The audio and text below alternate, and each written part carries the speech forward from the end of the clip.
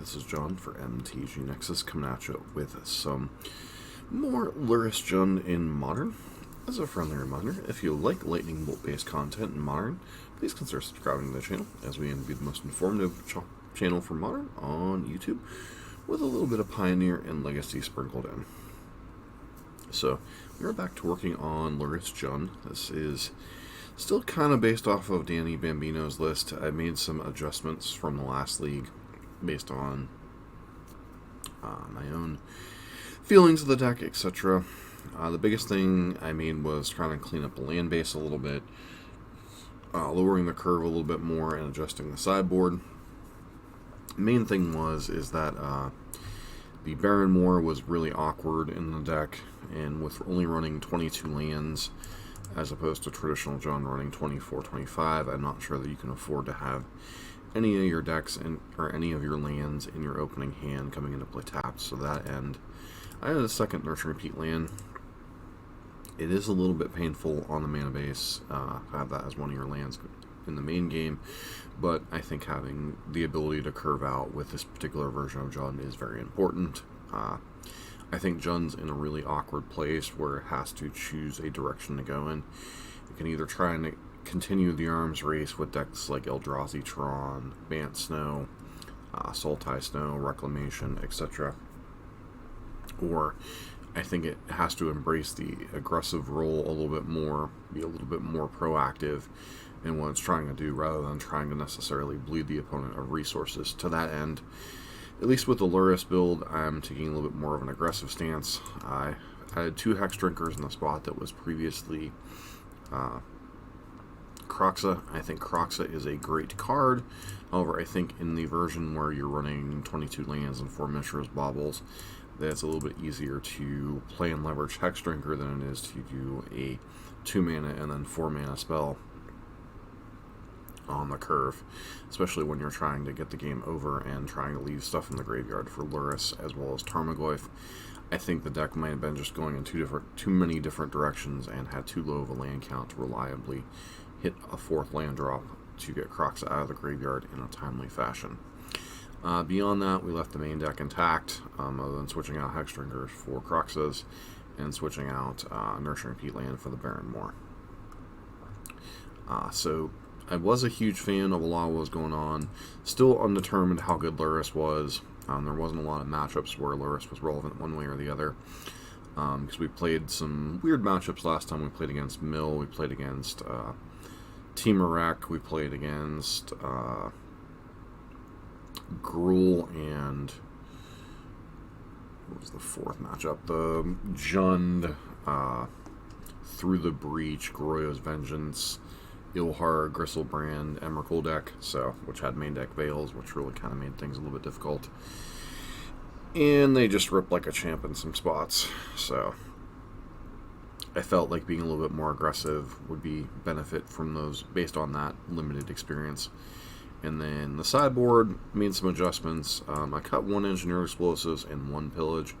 Well, I think Pillage is an excellent card. In small numbers, it can help disrupt Tron, help disrupt other Eldrazi Tron and such. I do think there's a problem with trying to do a tap out, blow up your land on 3 on a deck that's not really leveraging a ton of min acceleration, so it's only relevant in spots, plus it's a rather expensive way to blow up artifacts, but still a useful spell. I just don't think that right now the current meta is necessarily where you want to be leveraging that. And I also wanted to get a couple copies of Plague Engineer in case we run across any goblins. The Snoop well, it does sort of break up the Snoop combo in condition with your removal spells. Also makes a lot of their X1 generators kind of completely useless. So it's kind of a nice value card to have against things like humans and especially gobos right now. And I really want to get more Clothuses in the deck, but without cutting something like Ashiok, I'm not really sure where we're going to fit that in. And Nihil Spell Bombs were relevant against the Snow deck as well as a few other spots, and against the random Goroyo's Vengeance deck we faced. So kind of leaving the sideboard intact, other than making that switch out with the 2 Plague Engineers for 1 of the Pillages and 1 of the Engineer Explosives. And honestly, I don't know that Pillage helps swing the Snow matchup, which is one of the cards you'd want to bring in that matchup. So, just sticking with the 2 Boil and 2 Pillage for right now. So that said, let's jump into some matches and see if we can't do a little bit better than last league. Back for match number 1, we're on play. This hand's a pretty decent Jund hand. Inquisition, the Scoos plus Fatal Push. So, definitely keep a little bit high on the land resource count, but you know we can at least leverage the lands a little bit with Scoos. So, yeah, unfortunately we're up against a control deck, so this would take Path and hope a Scoos can do some damage.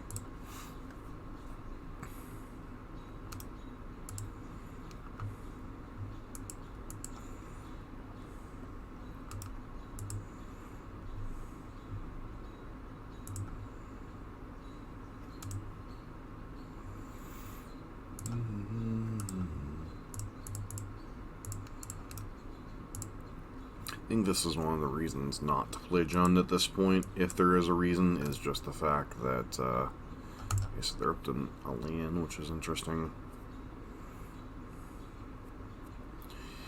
Is just simply the fact that Jund does not really line up particularly well against Snow. But then again, I guess a lot of decks don't, so. Yep. Before they draw a card, I'm just going to go ahead and push this. Kind of screwed up here. I should have just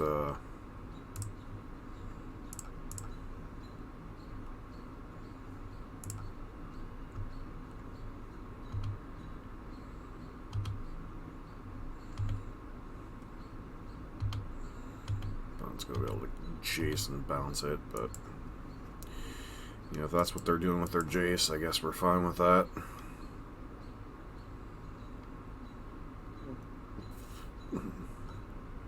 Still know these 4 cards in their hand, so we still know a little over 50% of their hand. This matchup is not good. Obviously, you could try to entertain the arms race and do something like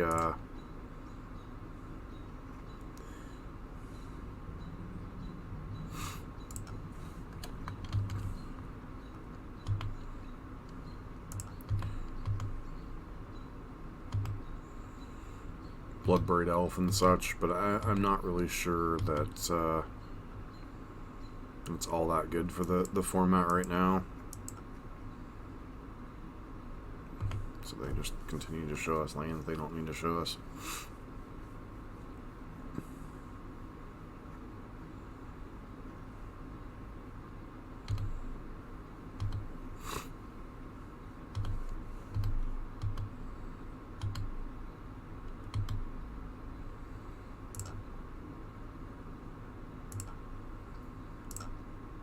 Let's take the Path Exile while we can. And need a land. Keeping Uro more difficult to use. We're going to use the Bauble to filter our own draw this time, just because we have the fetch land. Should Bauble entered the revealed card zone? Yeah, I'm not particularly interested in drawing a Bauble here. Be great if we had a Lurrus or something, but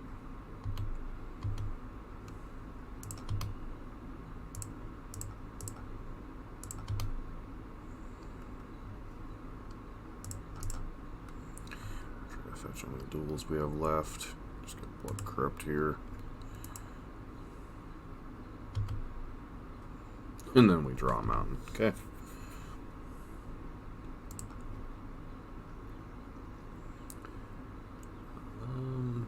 Yeah, Teferi Hero Dominaria is certainly a problem.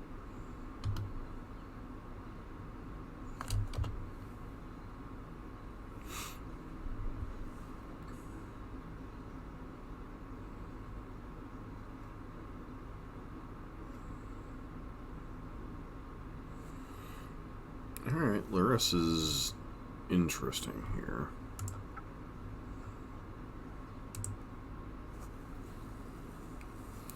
The problem is do I don't think we're winning a long game here, so I'm just going to attack their life total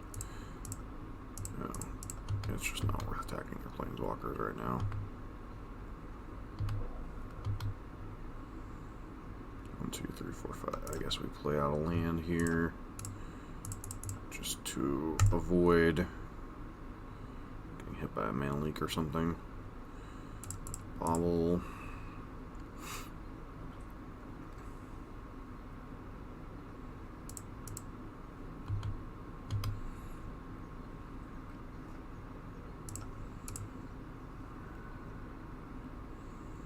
Force of negation, sure.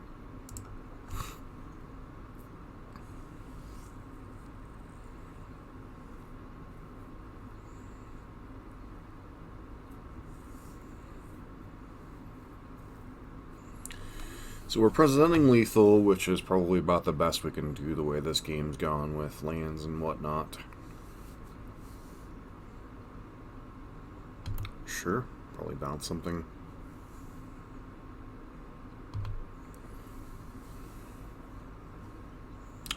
Looking for a path, maybe.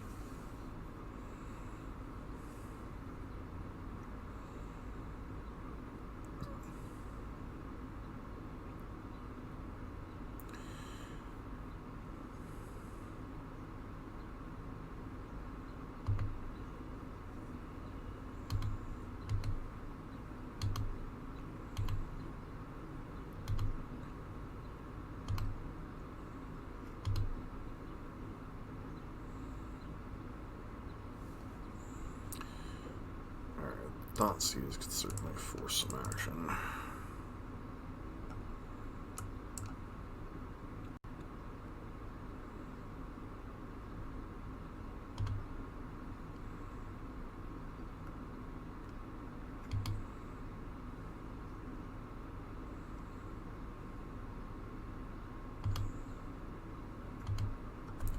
Go ahead and let them codal here.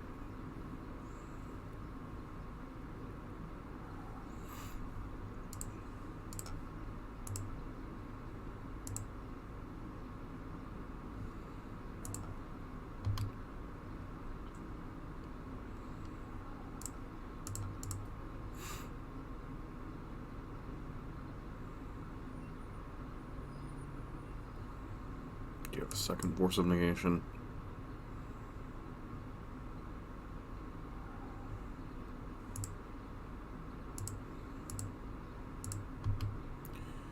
Yeah, kind of hard to beat this progression.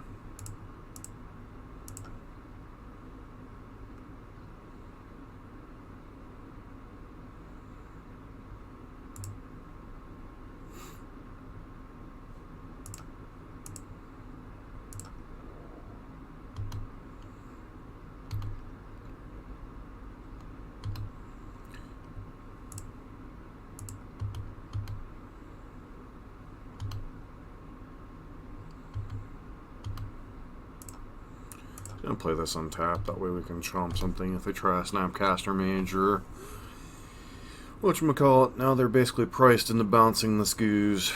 They know we're drawing Lurrus.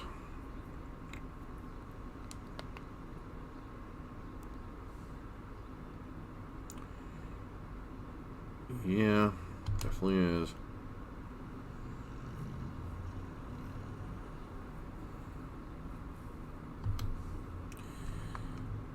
Yeah.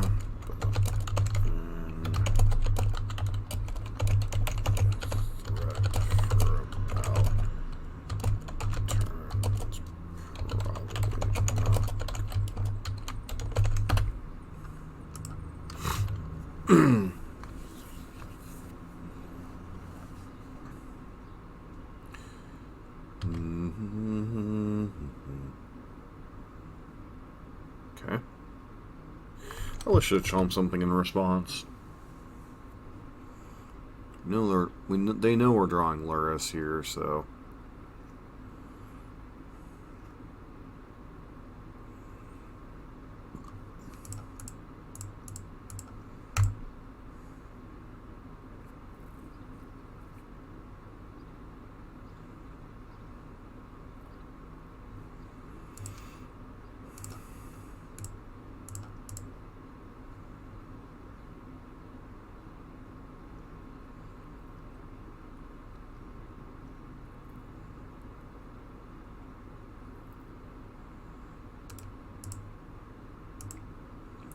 We got them to 1, but realistically, we're not winning from here.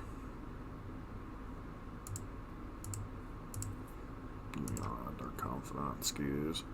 All good cards, but when your opponent's got 2 planeswalkers going, just not good enough. Alright, so we want Clothis. Want Boils.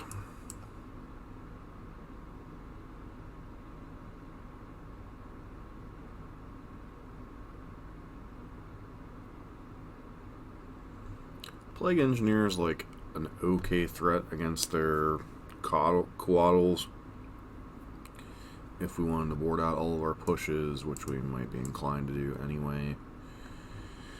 Problem is, I don't want to go up too far on the curve.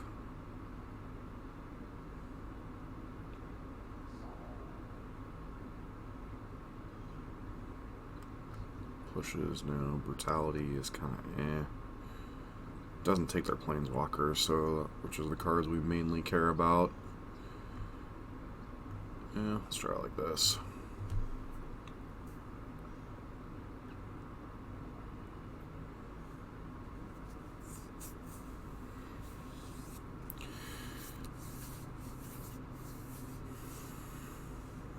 Yeah, like if they didn't have double Force of Negation there, we'd probably win that game with Ren, but you know, just down tick, kill their dude, eat it, down tick, kill them the next turn. It's possible I was actually supposed to lead on Fatal Push, see if they Force of Negation that.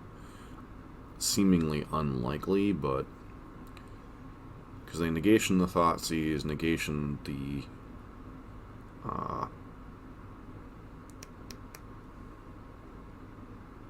whatchamacallit there. It's possible they would have negationed the Fatal Push to keep it in play. And then Brennan 6 would have resolved. Maybe that was supposed to be the sequencing we were supposed to take there.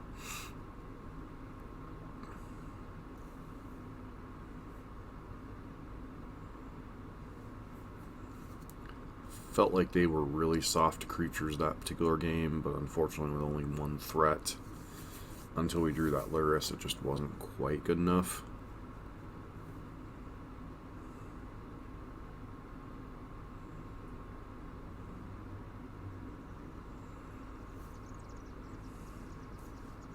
And sure, we could bring in something like Spellbomb and try to play the value game a little bit more. And these are the kind of hands that just on the play we just can't keep. Like if we ripped a second land, this hand would be good, but just can't. And then this hand has largely the same problem, so going to 5. Yeah, I guess we're keeping this hand. Not really liking it, but we're keeping this hand. Put back a Bobble and basic Swamp. Fetch up Overgrown Tomb here.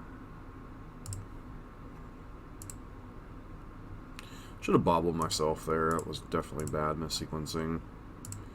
If I'm going to do that, I may as well bobble them, getting a good idea of what we're taking. Snow Covered Plains, not particularly relevant. Path, Gust, Teferi. Yeah, just really hard to beat this hand.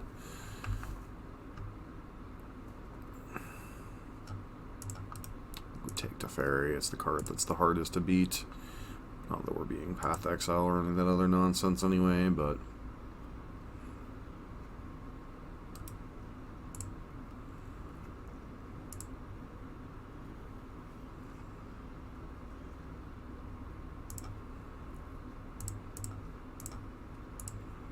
so we take one of the paths here and hope, well, they also drew a Druid Jace, cool.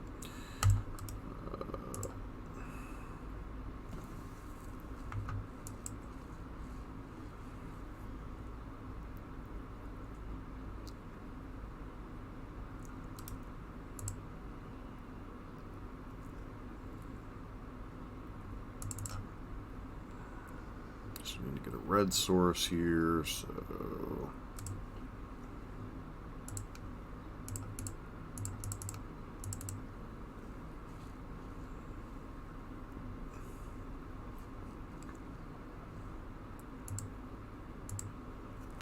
obviously getting path, which I'm perfectly fine with.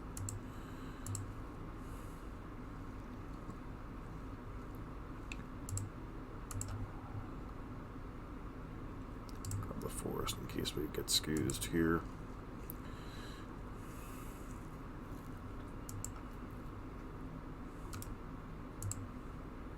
So now we have a 1-turn window before Jace comes down where Bob might be good.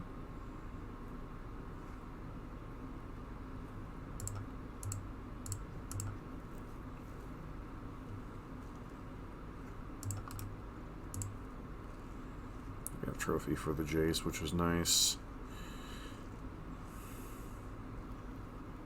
Well, Bob might actually live.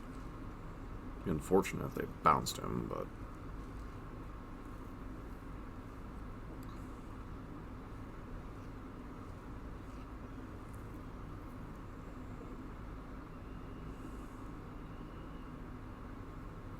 So their hand is Ether Gust Jace that we're aware of.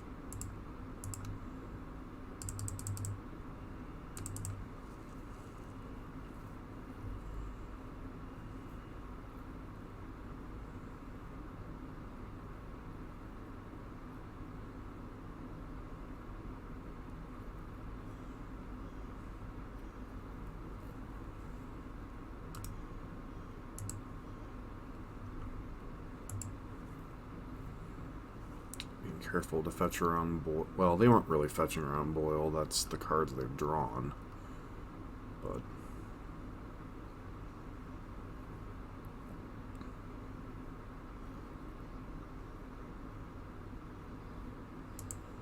Yep, there was a card. Pretty sure they have another land in hand. No other land in hand. Okay.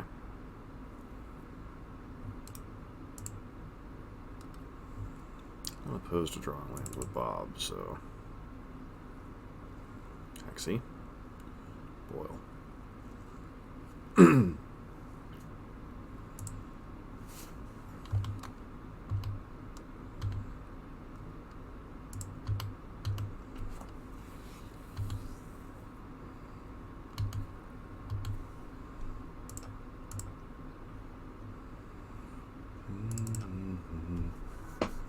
Just get the basic mountain here. Yeah, I think I'll just get the basic mountain.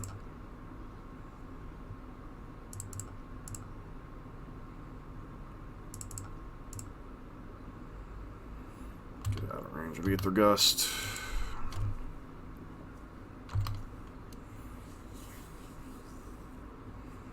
I'm being very cognizant of Boyle.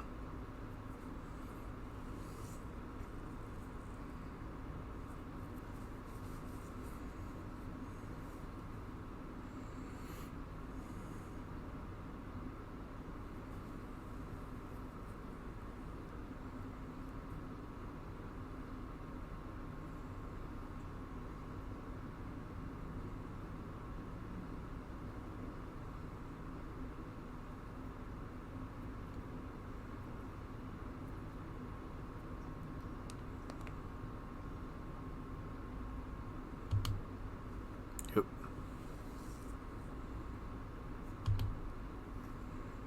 Bouncing Dark Confidant. Interesting.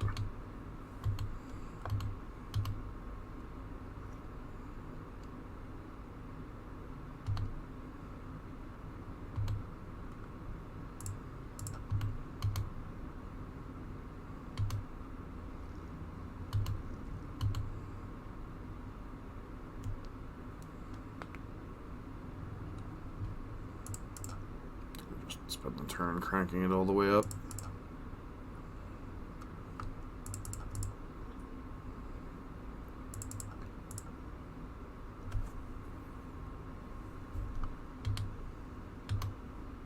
I guess that was dumb. Now they can just bounce it with Jace without there being repercussions. Okay.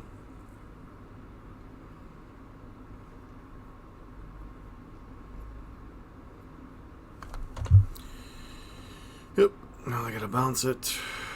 So Kuligan's command.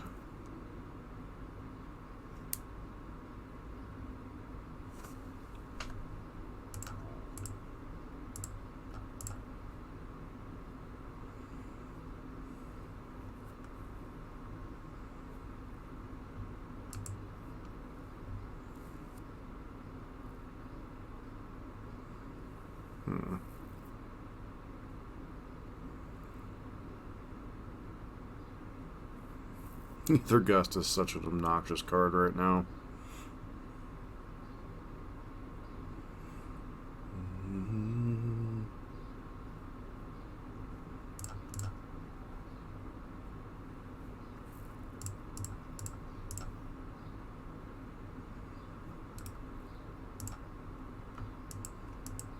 They have Cryptic Command up again.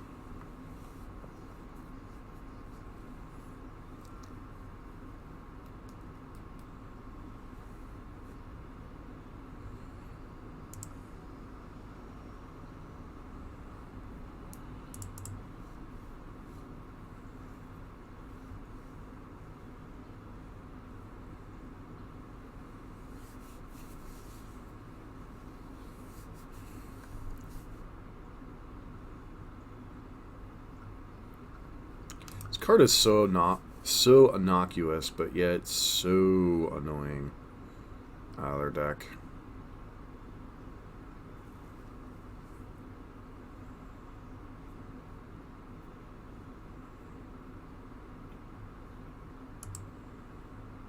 Bring back Uro.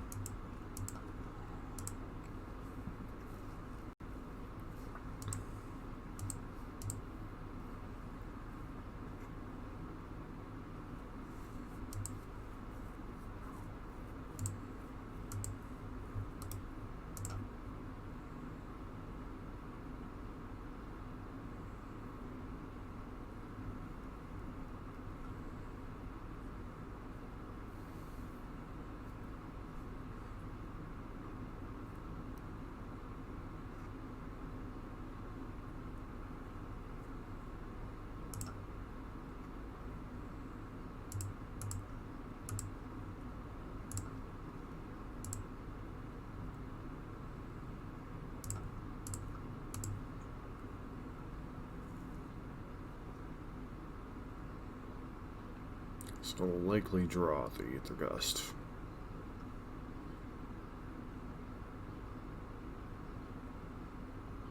You just let it go.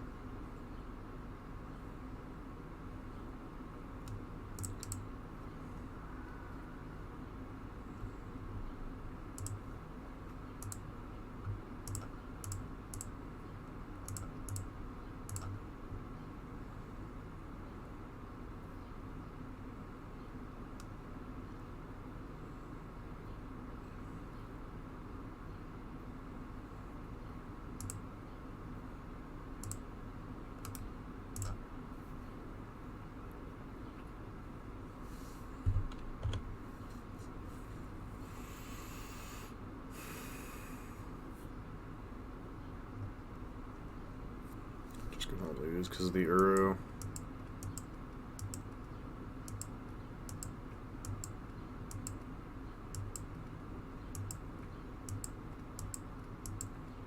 Storm count of 3. Randomness. MTGO. Randomness.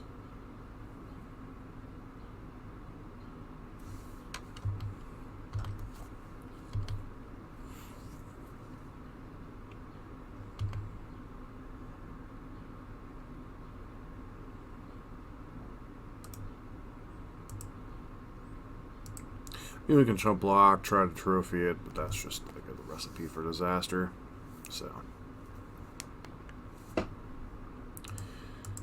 good old MTGO. 0-1 on to the next match. So we're back for match number 2. There was definitely some misplays in that second game against Snow. I think I should have. This hand's interesting. I think I'm going to keep it just on the strength of the 2 baubles, being able to draw a second land potentially. But there was definitely a misplay with how I handled the Hex Drinker. I was under the mistaken impression that I could get to 8 when I could only get to 7. So I probably should have pumped Hex Drinker once or twice and then deployed another threat, whether it be the Dark Confidant again, whether it be something along those lines. I think that was definitely a missed opportunity. I still think we likely lose that game, but it would have put us in a better position to at least have tried to win. So, start by casting Bauble, targeting them. They're on a mull of 5, so Wilderness Reclamation. I don't feel terrible for inquisitioning you. Growth Spiral. So my next... Yeah.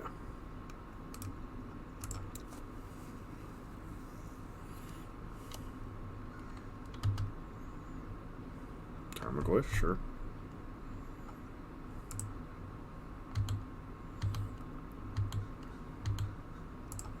Get at least another look at their card in their deck, even if it's probably not one they're drawing. Yeah, probably discount them drawing that, so...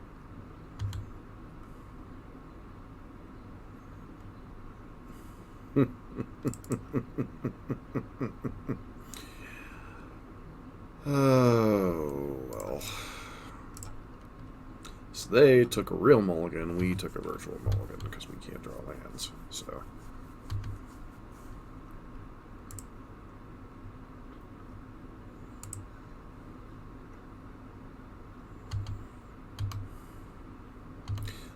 Wilderness Reclamations in their hand. Let's see what they're drawing next turn. Lightning Bolt, sure. Alright, there's our second land, which is nice. I do know their entire hand, I do believe. That is not a terrible card.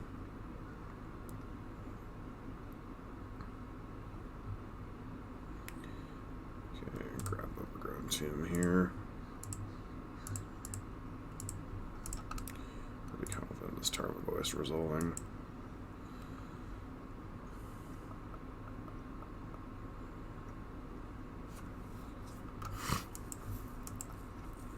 The other hand is currently Bolt, 2 Wilderness Rex. Alright, Tarmogoyf might be the best. The thing the doctor ordered here.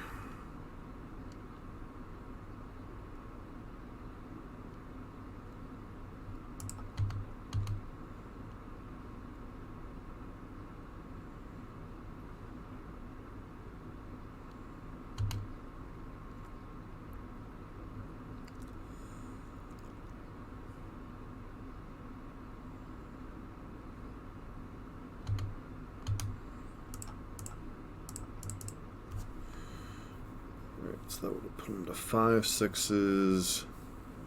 Do you seriously? Of course, you drew an interactive spell on your subsequent turns.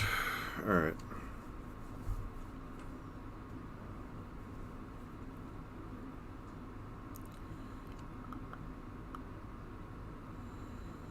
Still grows Goyf either way. Just draw a 4th land. Savor the moment. Okay. If I remember correctly, that means you... yeah.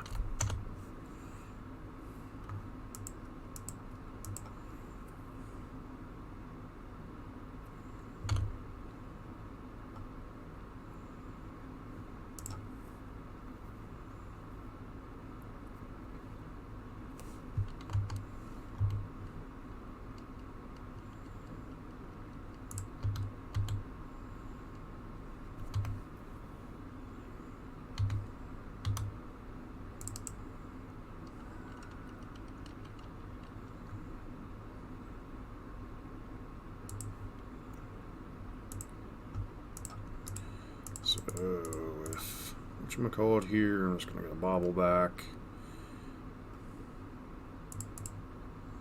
Yes, I know they get to bolt us, but it's kind of whatever. Alright, so they're on their 4th land, which is unfortunate.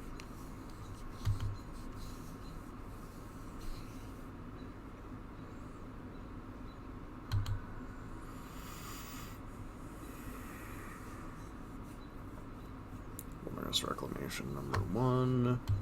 Just close this. Seems overly ambitious.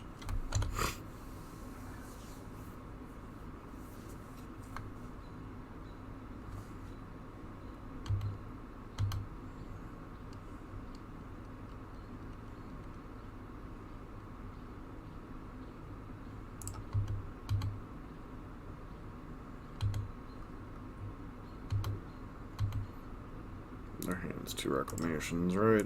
Pretty sure their hand's just 2 recs. Yep.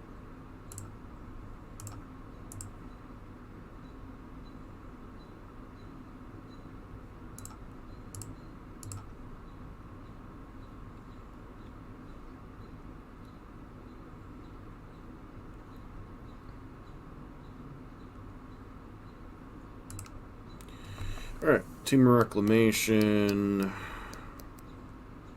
with Cliff as kicker. Bring in the Boils.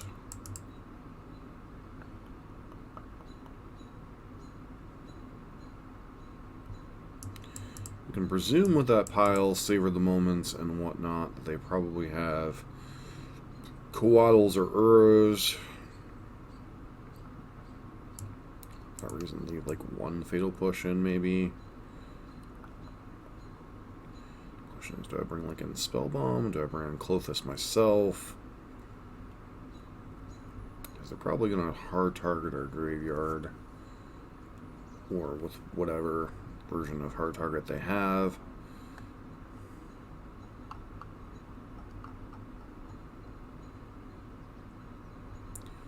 Nope, nope. Maybe, nope. No. Clothis, maybe. Spellbomb's kind of whatever.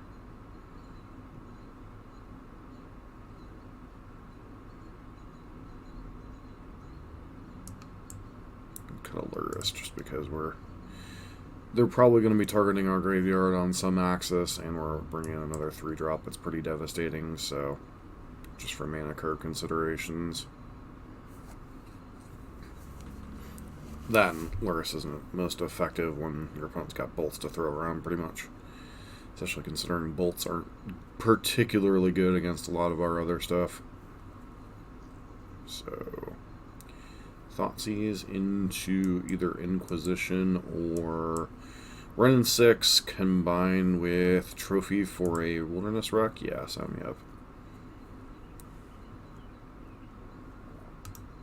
Why would you Veil of Summer?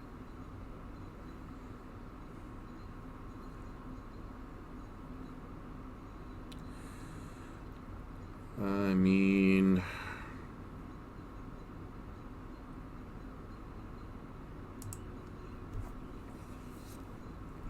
I guess we're not going to not play Veil of Summer. It's a hell of a Stone Cold Bluff, but you have it, you have it. Yep.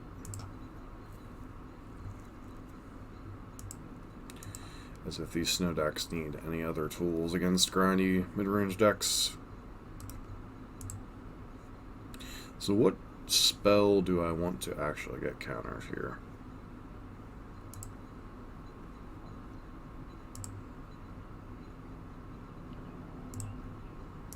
Let's run a Hex Drinker here. It's just annoying enough that it would draw out a bolt or something.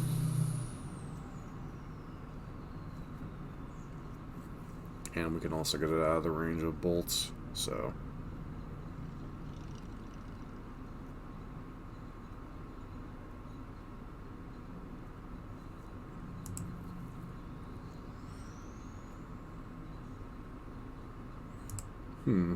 Alright. Our Dark Confidence are also worse in this matchup.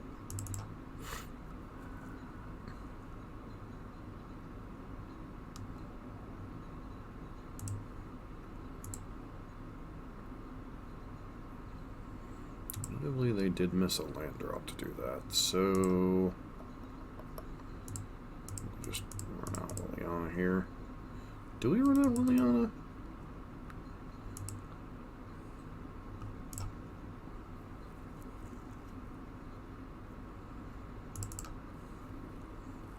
Blood Crypt.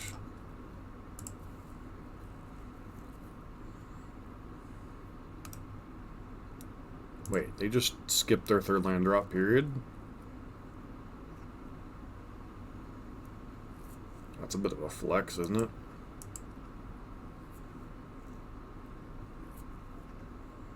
Huh!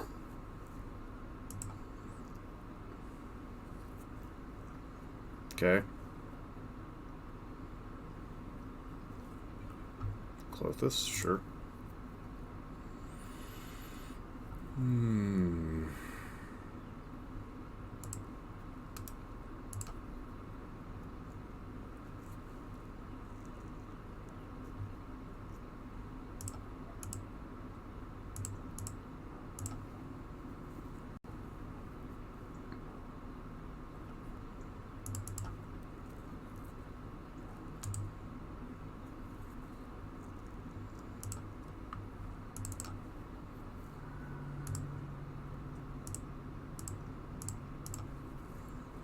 Plus I can get rid of Confidant here, unfortunately.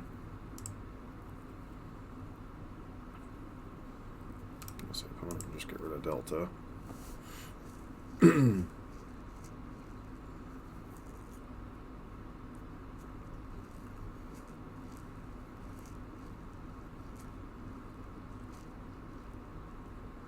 Yeah, this game looks close, but it's not particularly, unfortunately. Clothis is just such a one-sided beating for our deck without having a scavenging use.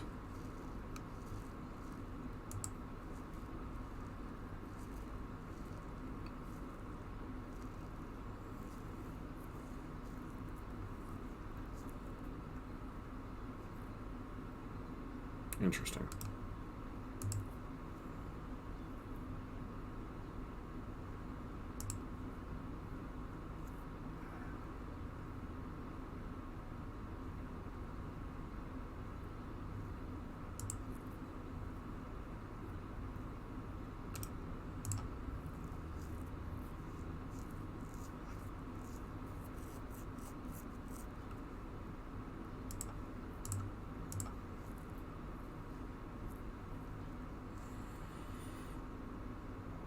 Here of the Gods, 3 lands.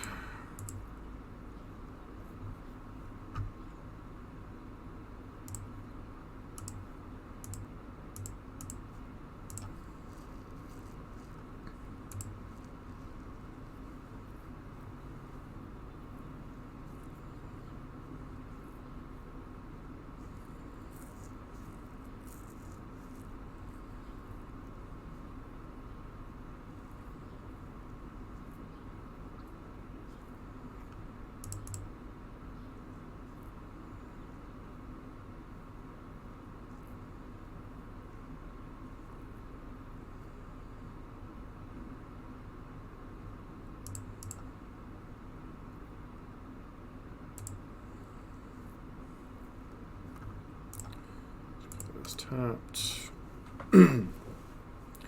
Curious what they draw here.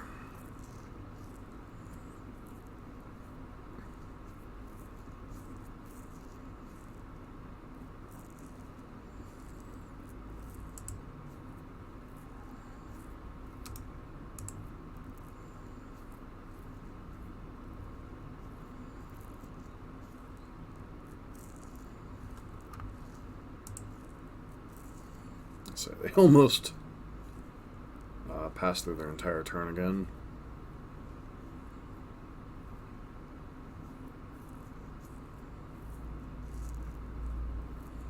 Flip back what? Veil of Summer?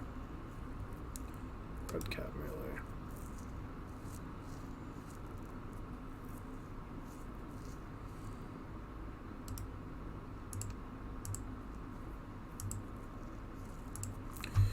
Guess I should just look up what Red Cat Melee does for sure.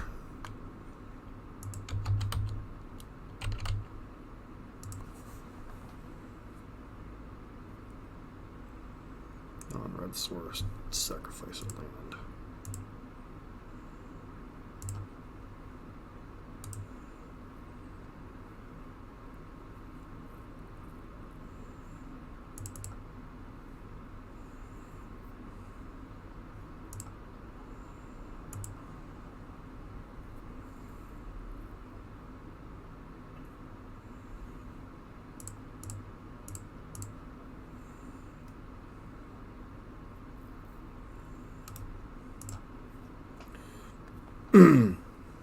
It's curious which planeswalker they go after. Probably Liliana.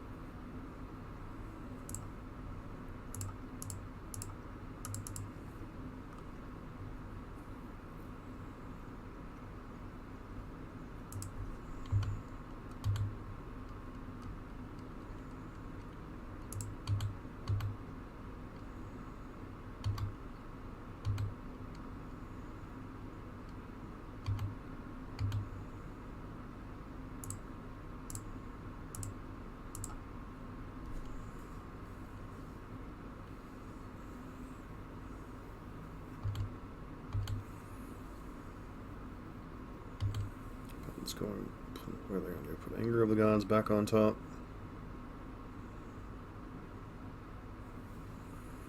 No, they can't even do that. Because they can't get, they don't have 2 red sources.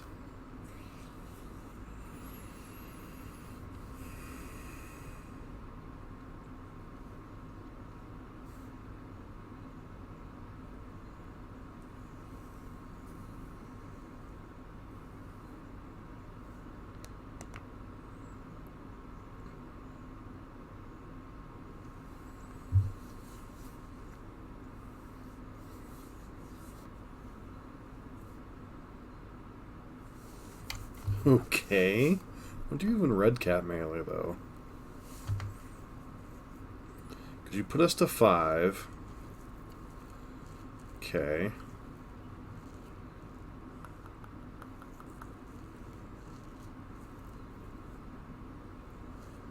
Sure.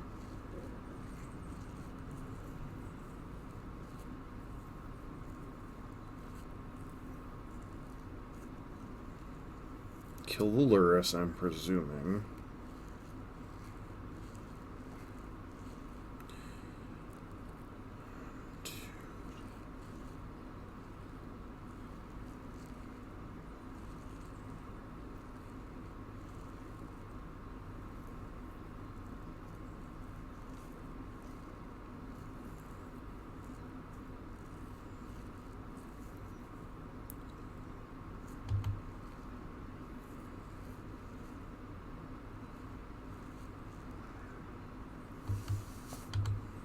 Pretty sure that's GG.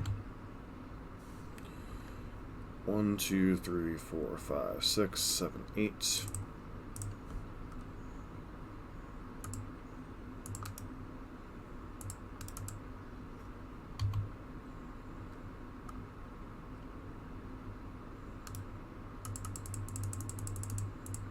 One, two, three, four, five, 6.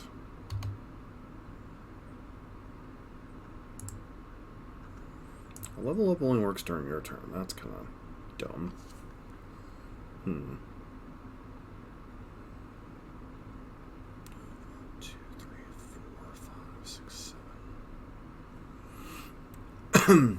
It's got no cards in hand, so let's get rid of that.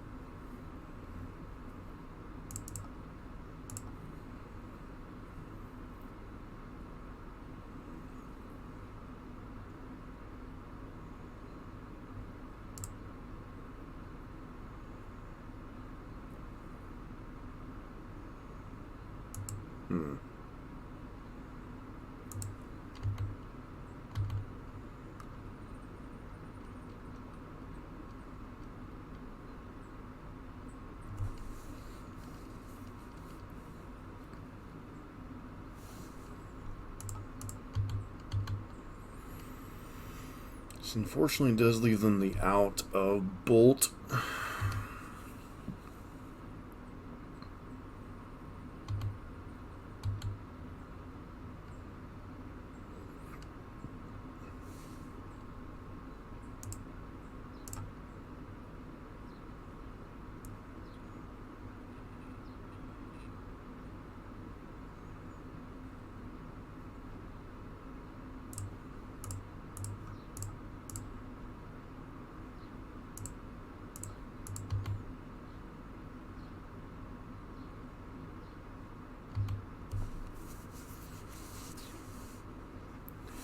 Okay, did you draw a Bolt?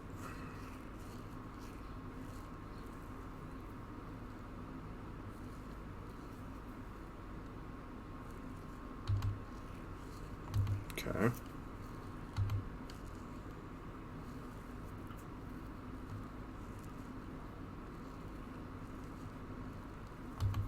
Okay. Don't think you have any outs here, friend.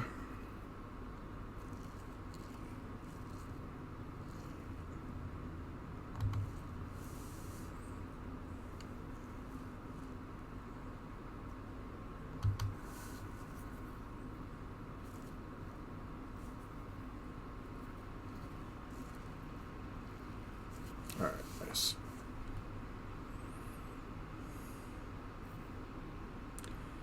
Nice to go 1-1 against Urodex.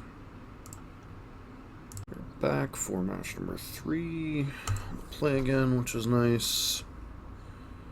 This hand, however, mulligan.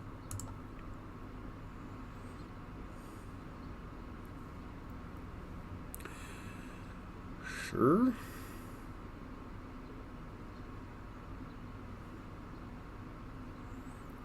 I'll put back Trophy in the dark here.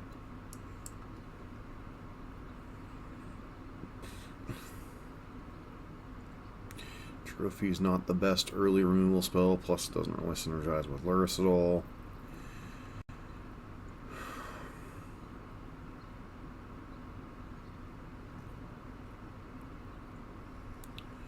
Trophy is one of those cards that you just don't like having in your deck in the early game, but it's great in the late game.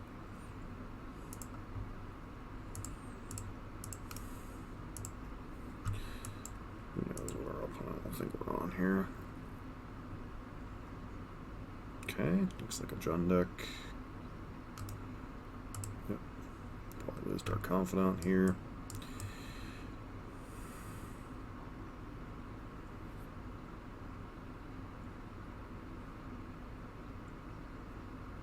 Lost Lurrus. Okay. This Confidant's quite likely to die here, but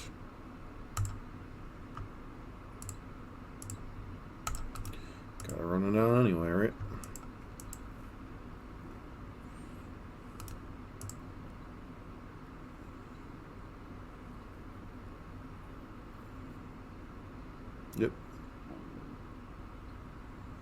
Can't say I'm surprised, but at the same time, maybe we're up against that Skelemental deck.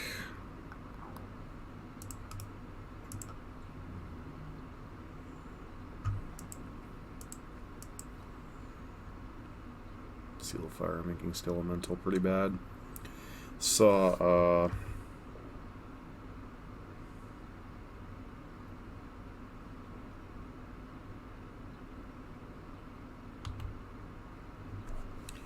ransacked lab.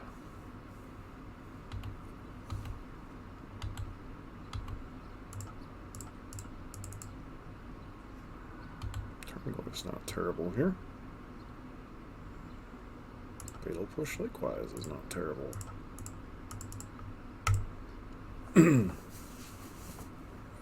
Obviously they could have another Fatal Push in their hand, but feels like we're up against the Skelemental deck. Goyf Live, that's nice.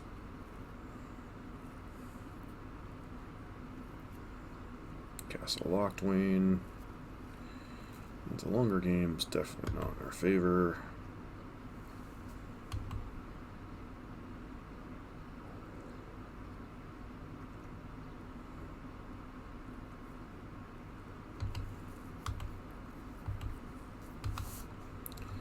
Go ahead and fetch a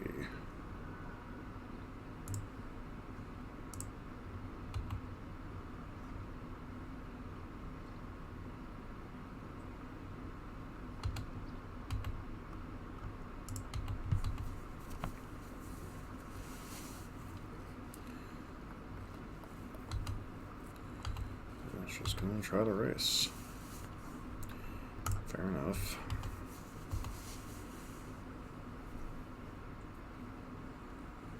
See if they go to bring back Crocs of this turn.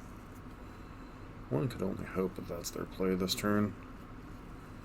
Still like a Liliana or something. Another Seasoned Pyro would be really bad.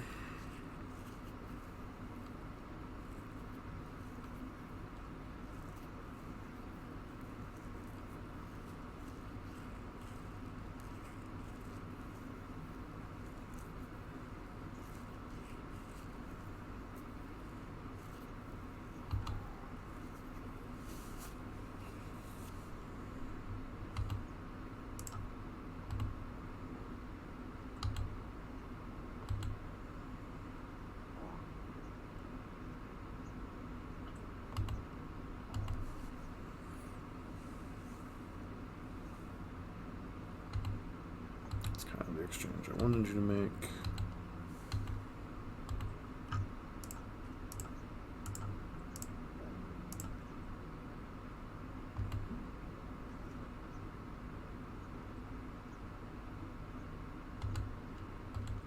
Possible should have cracked my fetch there.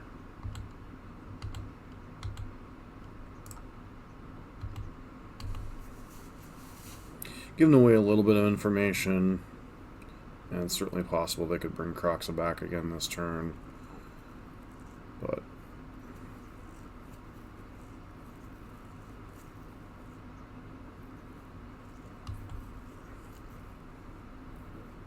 that is going to be difficult to recover from.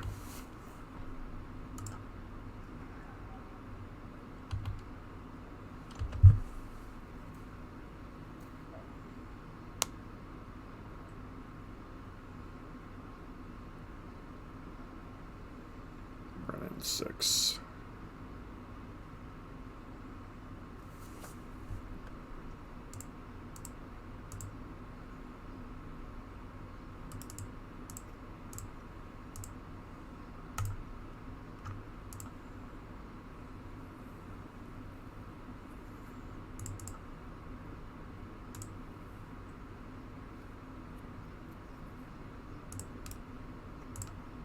No sense in doing anything this turn, because anything we would do would involve an inordinate amount of damage that we can't really afford to take.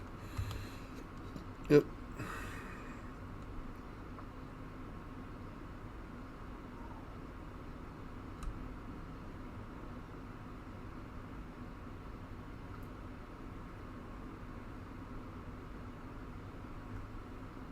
So we're at 3.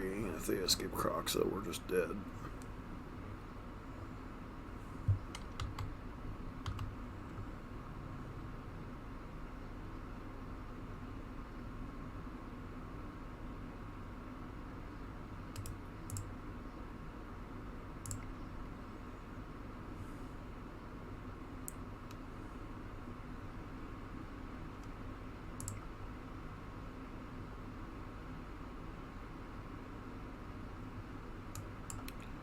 This seems good here.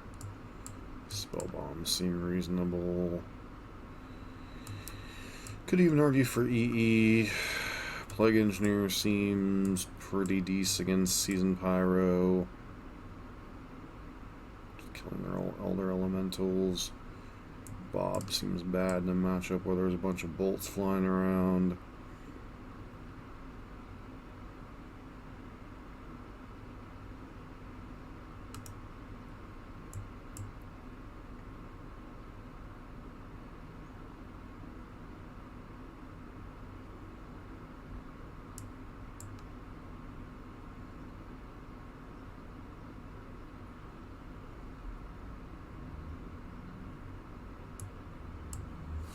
They likely have that stupid skelemental, so we probably want to leave pushes in some number.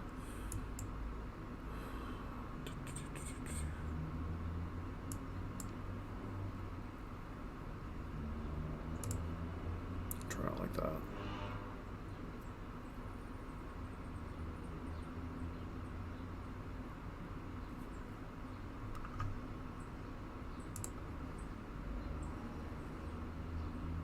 Yeah, hand's fine. Maybe one more land than we would ideally want, but Thoughtseize and Dispel Bomb and Liliana seems reasonable enough.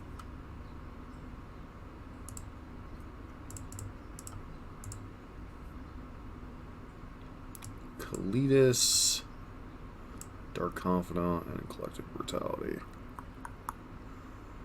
Cletus is annoying, but I think Confidant's more so. Brutality we just don't really care about.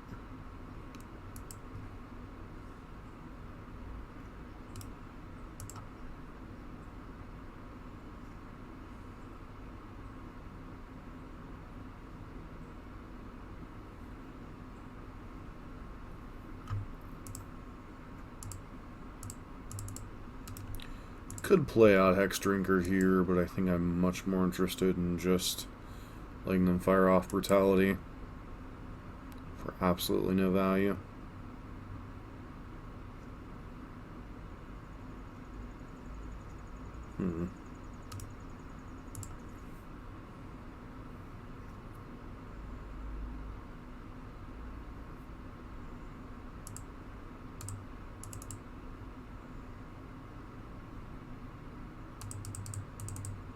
It's been drawing some gas.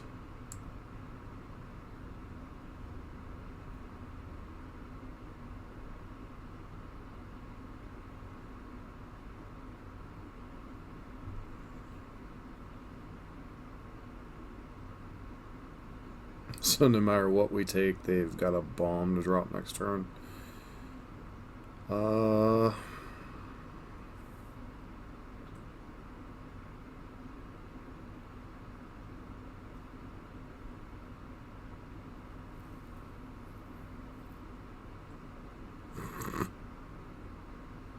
Which one of these cards are like we realistically being?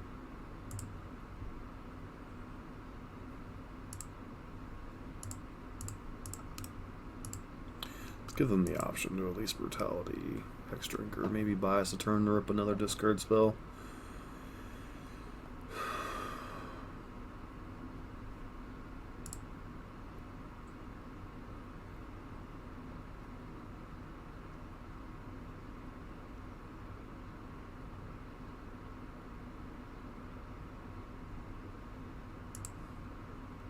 You know, it's really really hard to win a mid-range battle when your opponent's drawing like that.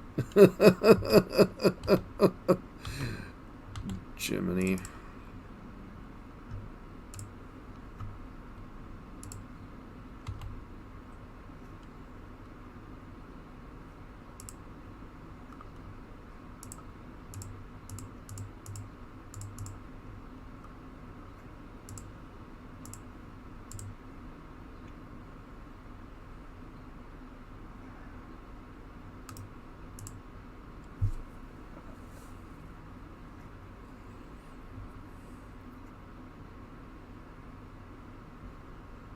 Let's see. Maybe we'll get lucky and they'll run out Kalidas here.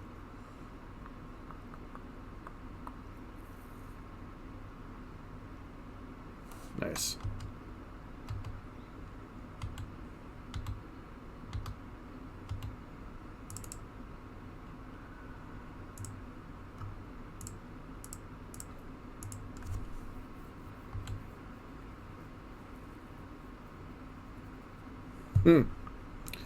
Liliana v. the World. Does Liliana win? Probably not.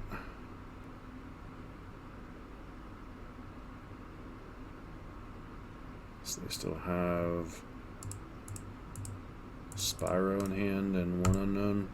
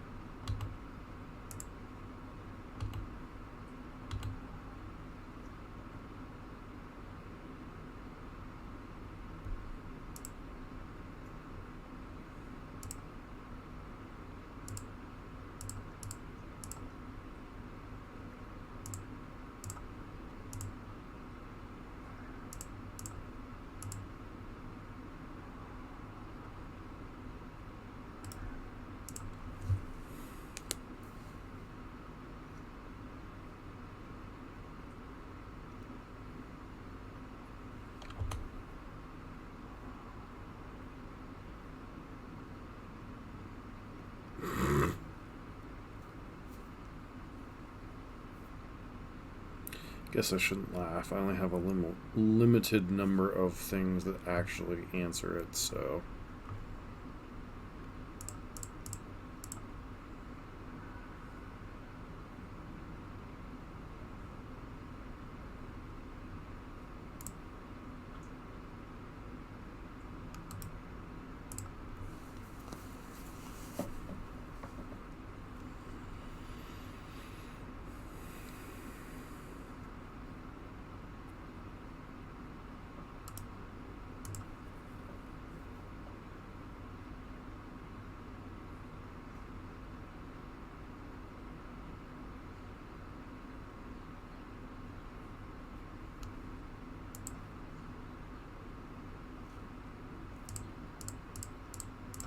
Still play this out preemptively.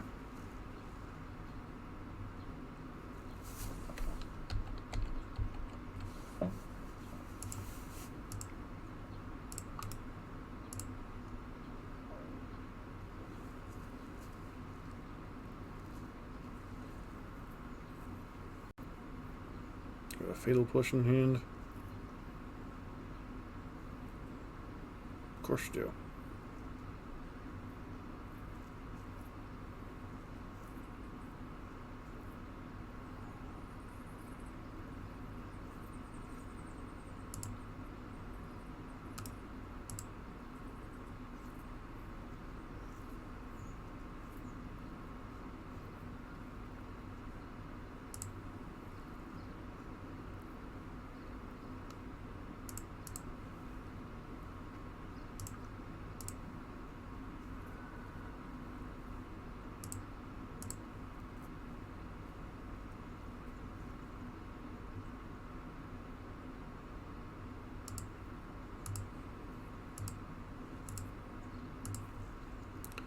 Just accept drawing a Mishra's Bauble.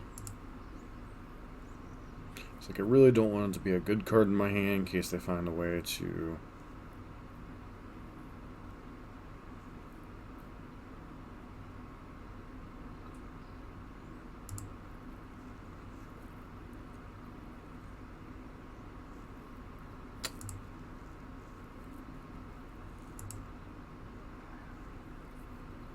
Enough cards to bring Croxa back again.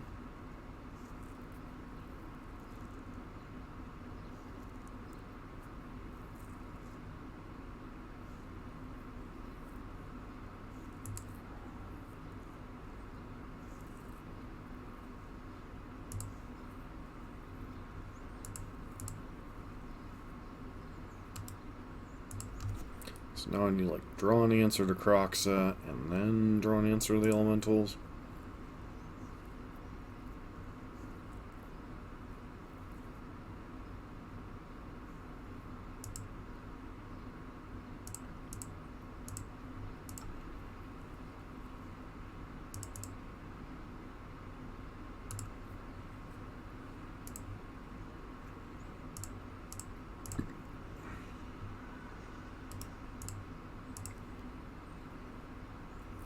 So, like, this is one of the, like, drawbacks of, like, the version of Jund that we're trying to run here, is you get outground by the middle, like, the other mid-range decks that are trying to go bigger, but at the same time, I'm still not even sure with all the grinding power that our opponent has, even that the snow decks are good matchups even for them.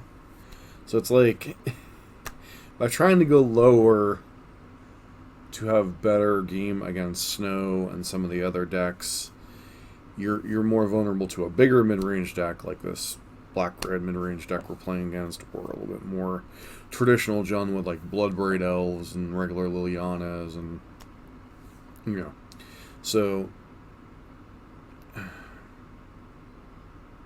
I guess that's the trick with Jund, is being able to pick the right build, and that's not exactly the easiest thing to do in this current meta. So, those of you that can, you're amazing. For those of us that are kind of good when the build is good, anyways, on to the next match. So we're back for match number 4. We're on the draw. If I could guarantee we were up against a creature deck, I'd snap keep this hand, but obviously we can't, so I think this just hand's small again.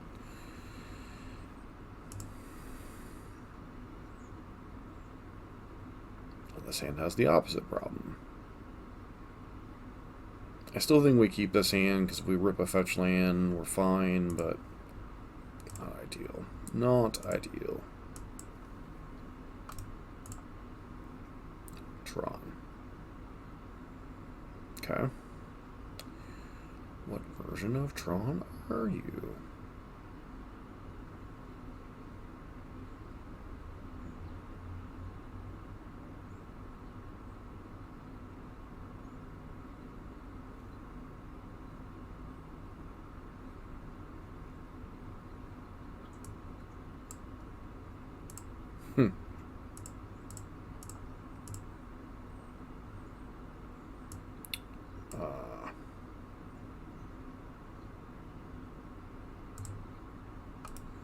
So you're a bad Tron with a bad hand, but we can't really punish you for it. Gotcha.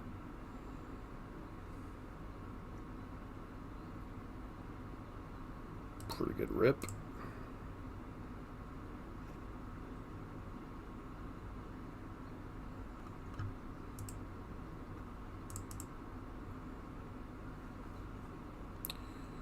Grab Overgrown Tomb here.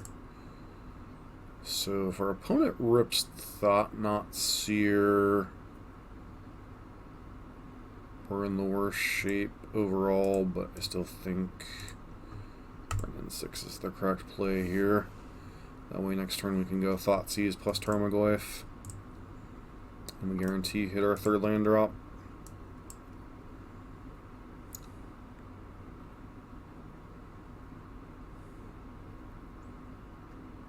I was going to say, they have 8 outs that are really bad for us, but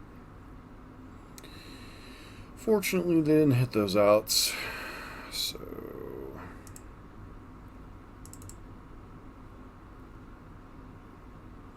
I'm just going to grab a regular swamp here. Thoughtseize. Card do we even care about here? Social Contortion. Ugin's a bit off. I think it's just Thought Knot Seer, right? Tarmogoyf becomes a 4/5. Get a second Tarmogoyf down. Fight through there. No. If Oh, okay. About to say, I was about to pass up on a lot of value here.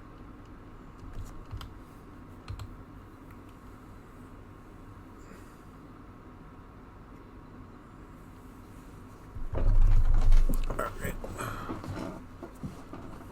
Feels like they're going to play a ballista on 2, which is perfectly fine.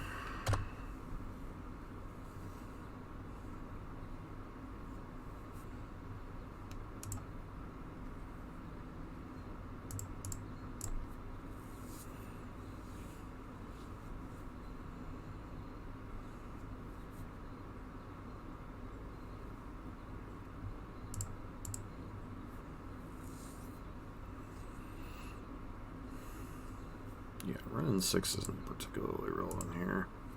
Running 6 has already done its job this game.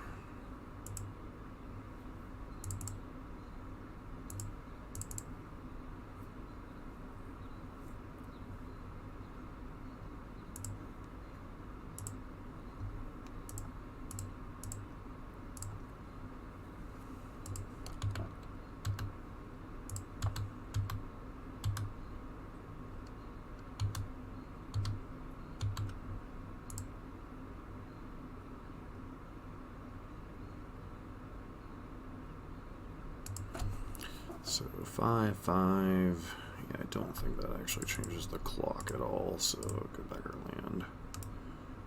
Maybe a Reality Smasher is a decent draw for them, but like we know 2 of the 4 cards in their hand before draw step. All right, and opponent concedes. Sure. So Eldrazi Tron. Engineers seem fine. Explosives seems okay. Pillage seems alright. Nope. Nope.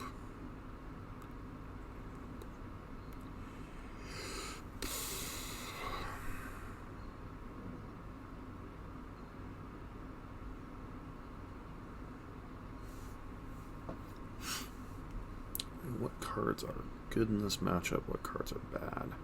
Seal of Fire, for the most part, is pretty bad. Kills like small ballistas and matter reshapers at most. Does grow Argoyfs, but they're likely to be bringing in relics if they don't already have some in the main deck. Renin 6 might be able to shape 1 copy because we only really want to see 1. Probably cut these 3.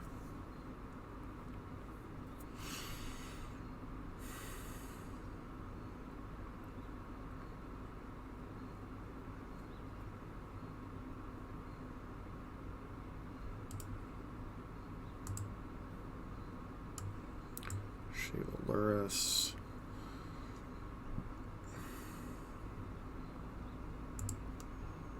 Go like that.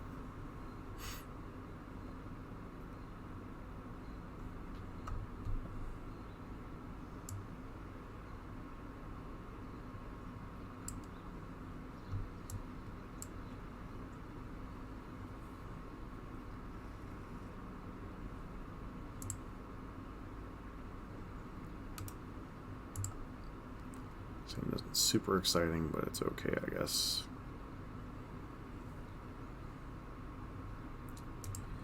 That is a most welcome draw. Now I can bobble them and not particularly care about things. They're drawing a matter reshaper, so Inquisition them with that in mind. We have Spatial Contortion. Whole lot of lands. Well, 1, 2.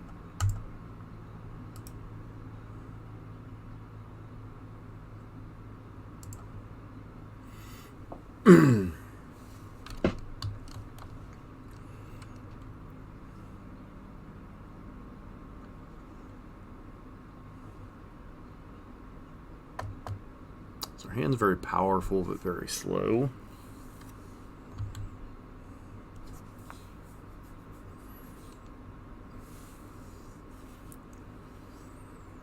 So they're going to play Matter Reshaper. Probably Eldrazi Tumble Matter Reshaper.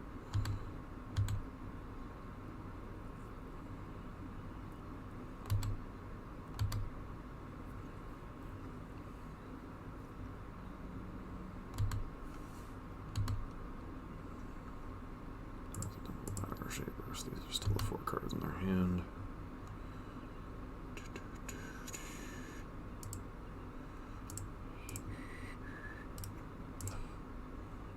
Actually, keep forgetting you can't level up during your opponent's turn. Just don't play a Thought-Knot Seer.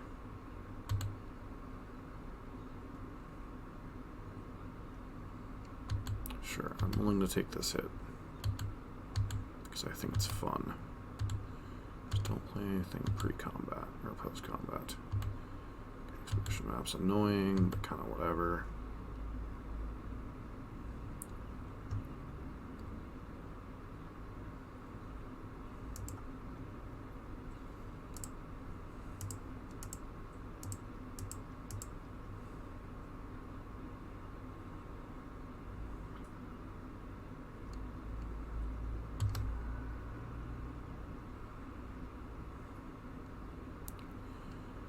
So they have to, like, blind try to grab a Tron piece here.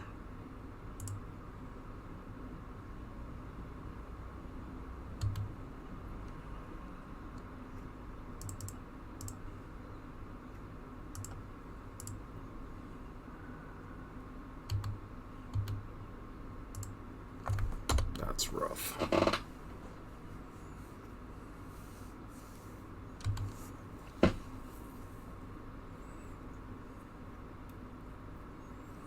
That's I hate Tron decks.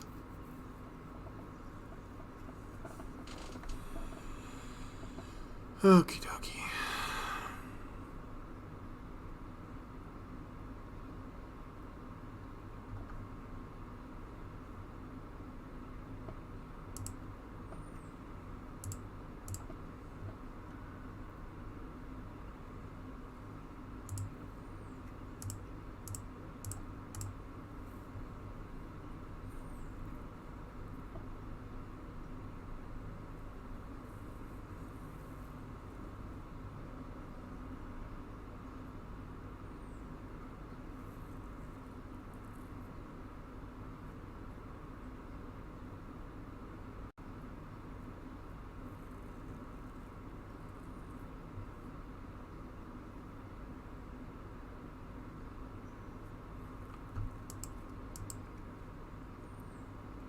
Keeping in mind, this should be a level 2.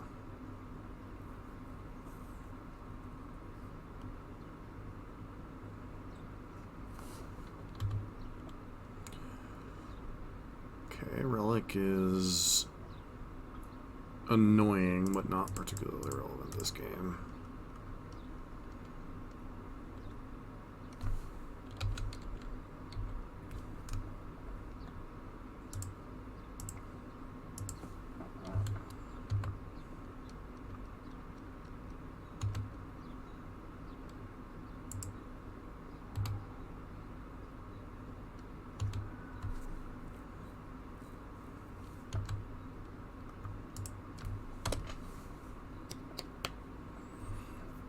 We'll have a minimum of 8 mana next turn.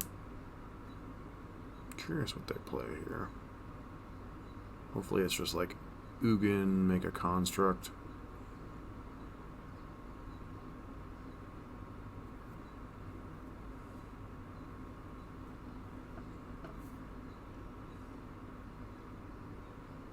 Close. Nope, Ugin. Okay.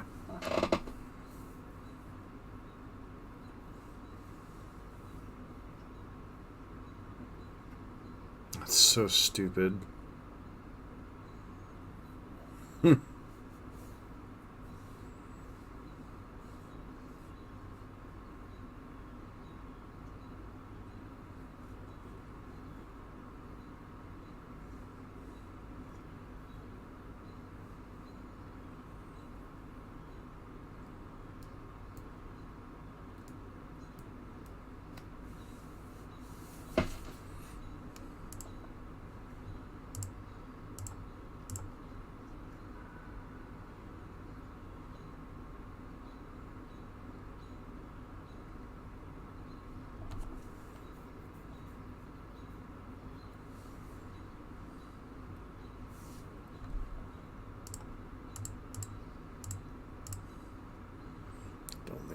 from here anyway.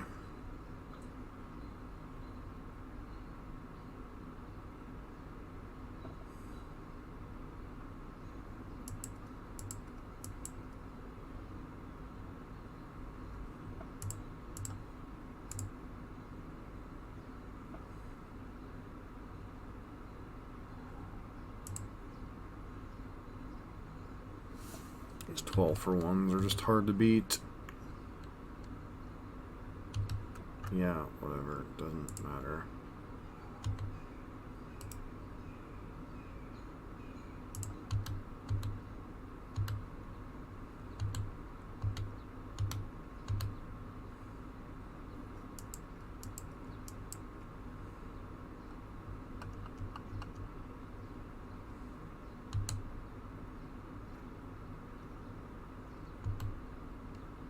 Let's play Golos for 3, because that's beatable.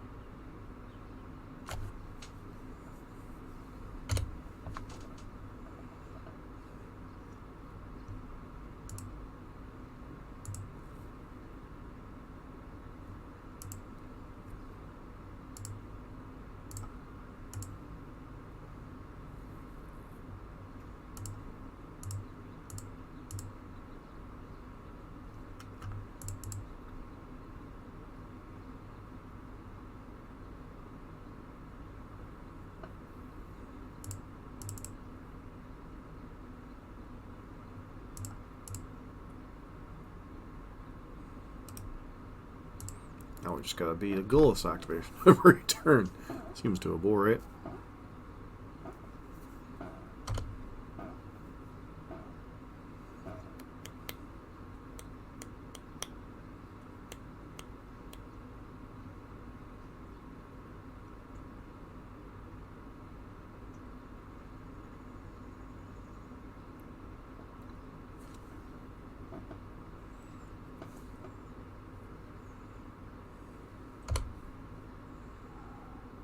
Mm-hmm.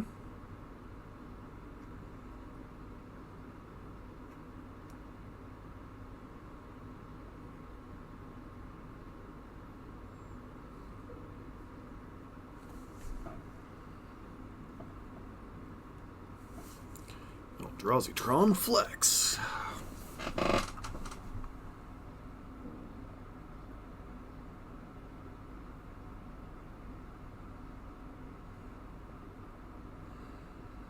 Mm-hmm.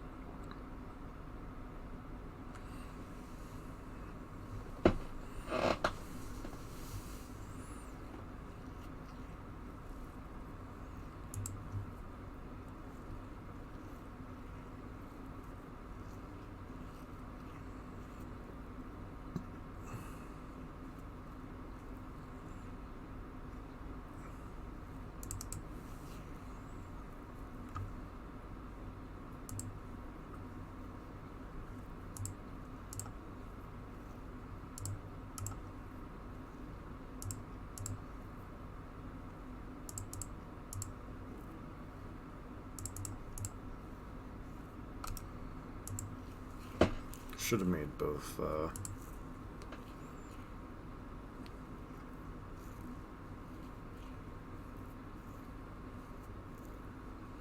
both Hexies 4/4, so the I guess they have no way to actually be able to attack this turn.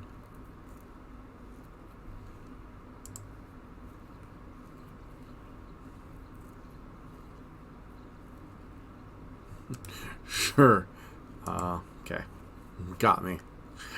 Got me.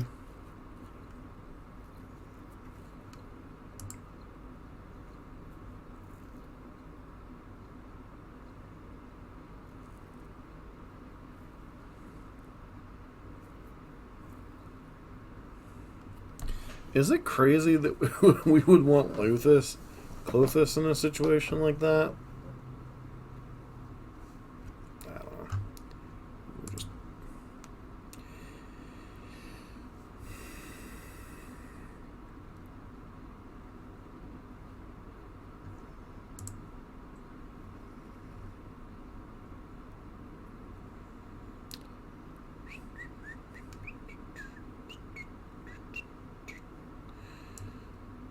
So, do we keep on the strength of Bob?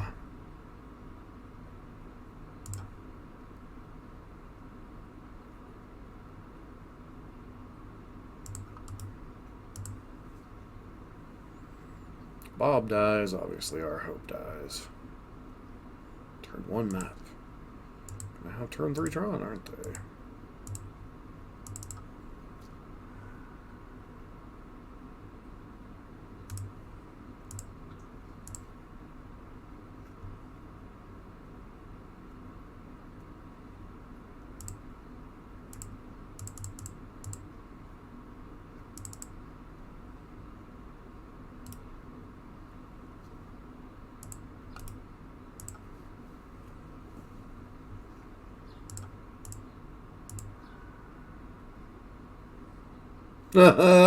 Yeah, sure. Do you have a second Tron land? Do. Cool. Pillage, please. Pillage, please.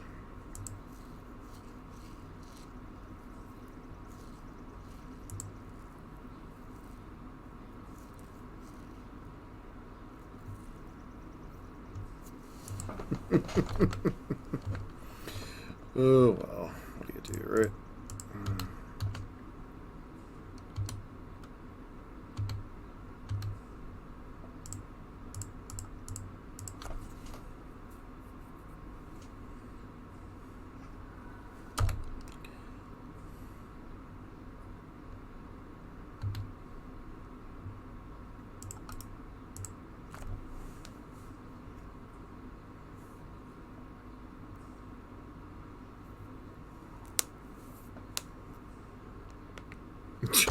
Sure.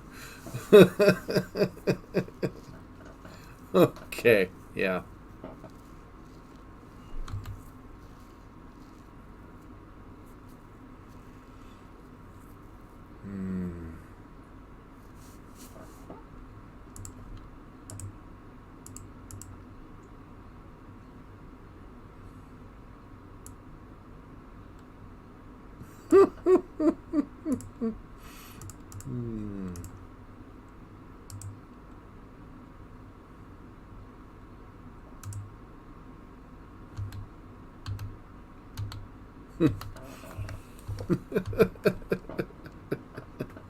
Oh, we should have played land there.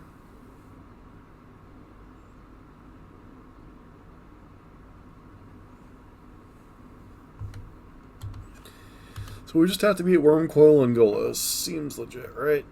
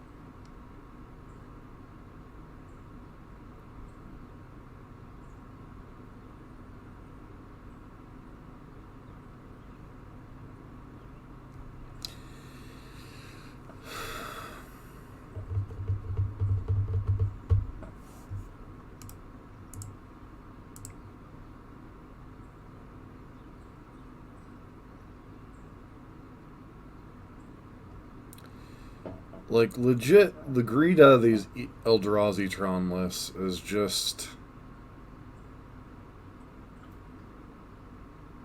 kind of insane.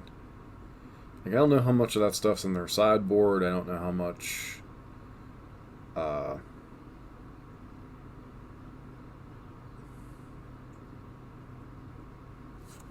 greed's just freaking insane in these decks. They're building themselves like they're a Tron deck, and they're not a Tron deck.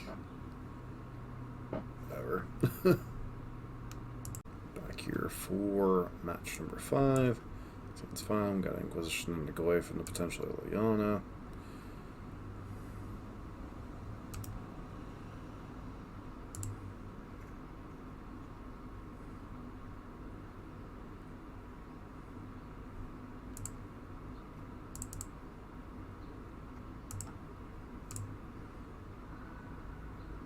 Fatal Push. Alright, good thing to keep in mind.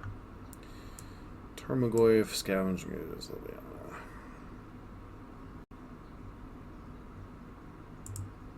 Take the Liliana.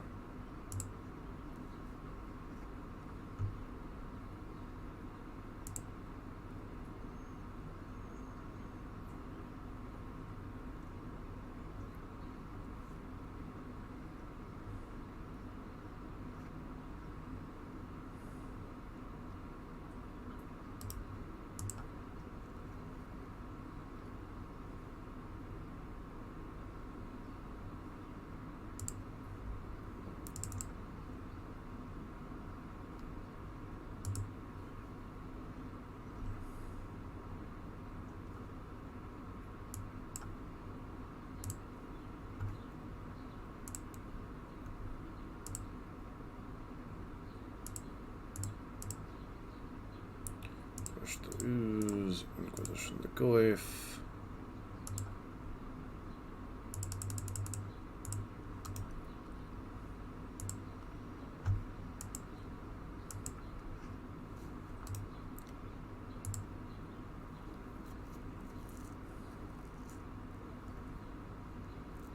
Why would you play that instead of your Black Cleave Cliffs? Thoroughly confused here. Whatever. Guess you're planning on sacking the peatland. Yep. For a Fatal Push. Guess that's fine. No, we knew about the Fatal Push, right?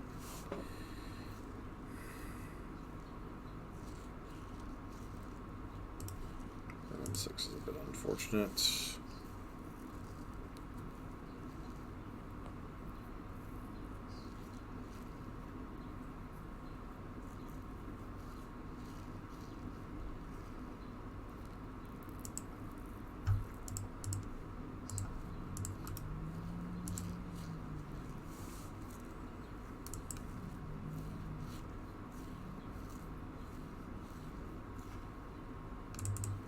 So your hand is Nurturing Peatland, a couple unknowns.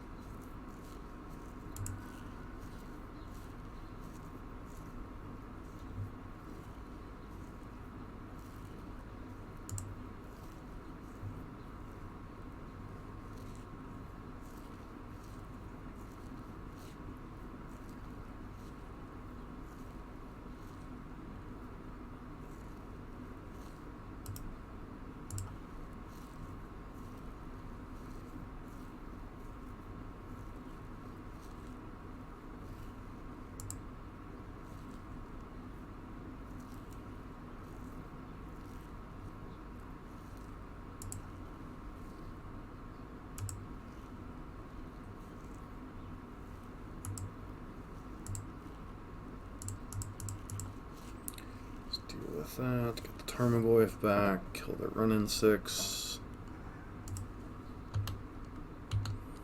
And one of the 2 cards in their hand is a swamp.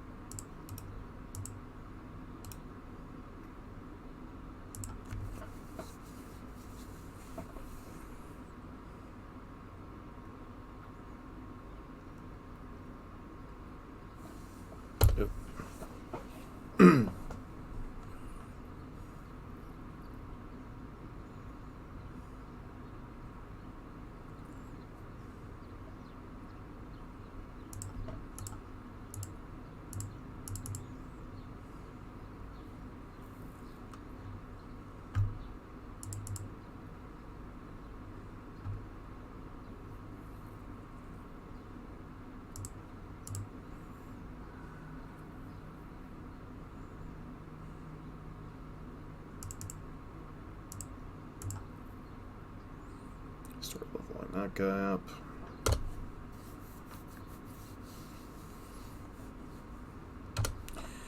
This is where Lurrus might take over a game.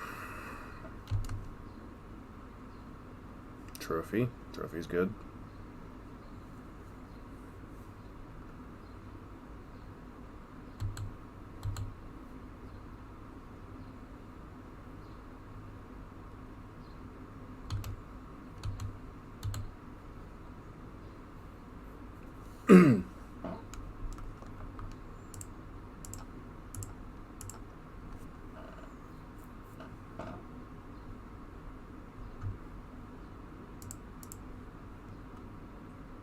Alright, our opponent concedes.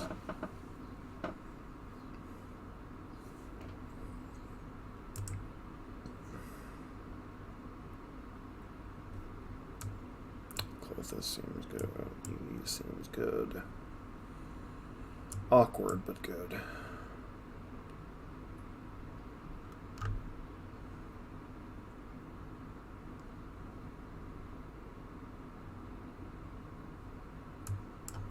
Bring in spell bombs in case they're on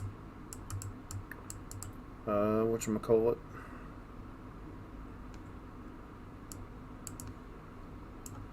Seal fires don't seem particularly good.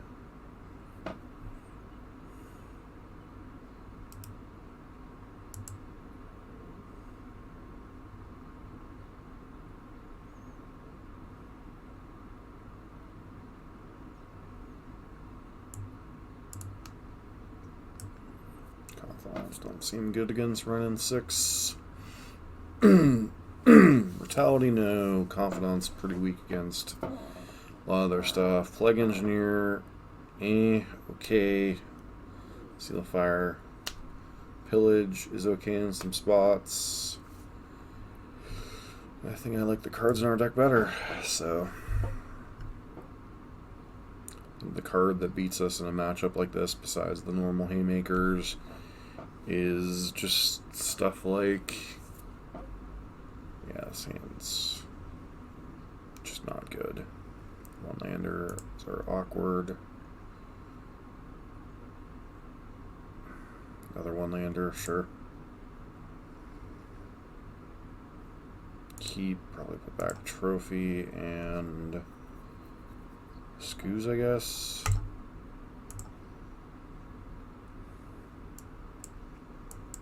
Discard spell. Here's going to be really bad. Alright, no discard spell. Cool.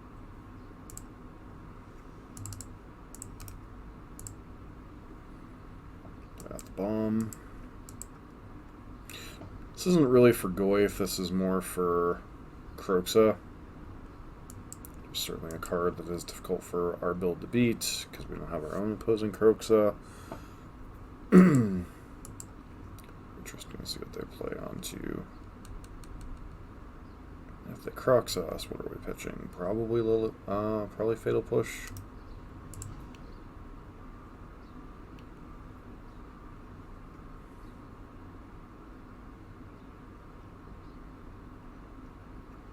Tarmogoyf.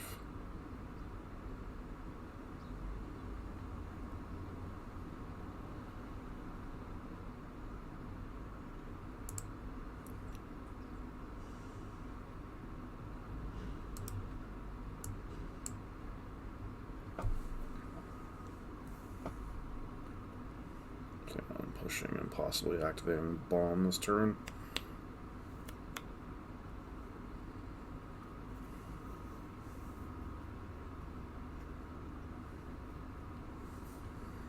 Obviously, if the opponent has Liliana, we're in a lot of trouble, but could also have Spyro here.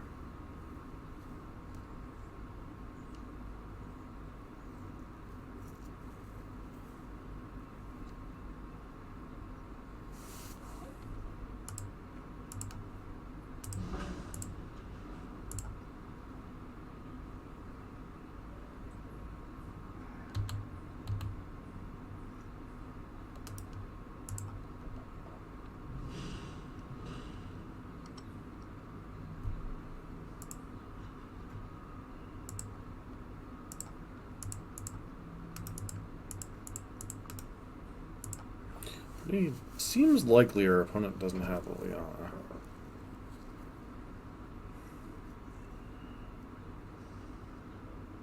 Blood Elf.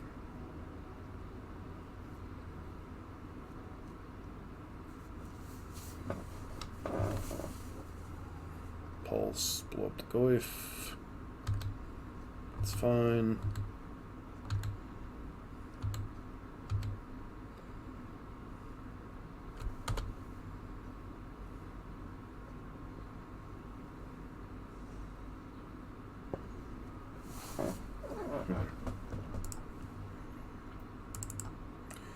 Question is, what am I grabbing here?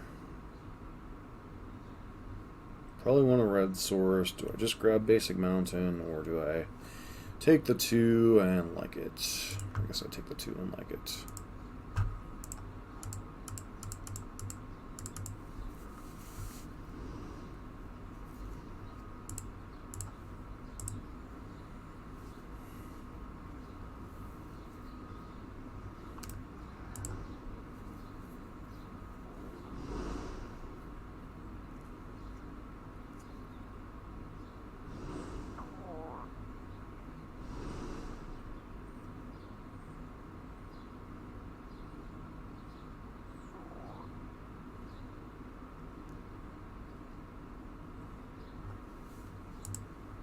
Yep.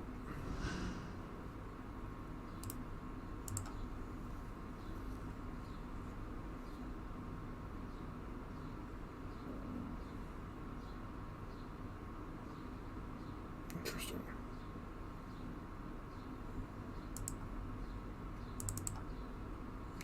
Why would you get rid of a manly and what's likely to be a Liliana off?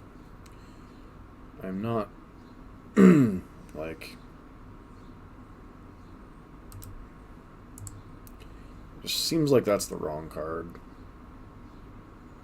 Like, it feels like you'd want Raging Ravine, unless your last card is Round 6.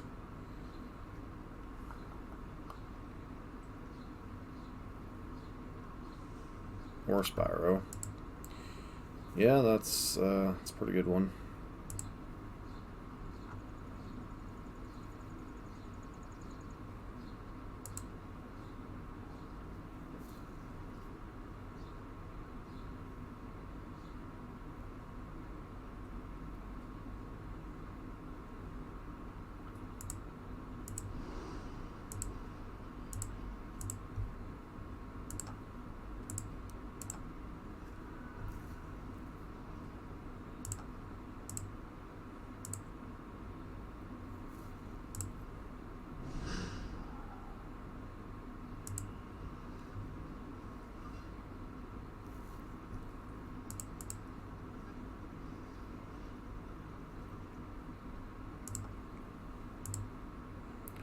What are you drawing? Kolaghan's Command.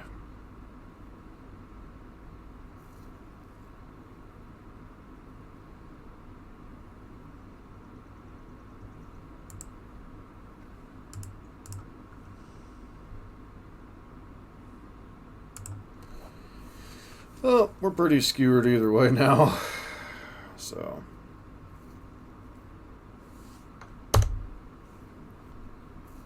I was supposed to wait for that Miniature's Ball until their turn, by the way. Yeah, forgot draw another bobble anyway, so it's not particularly relevant.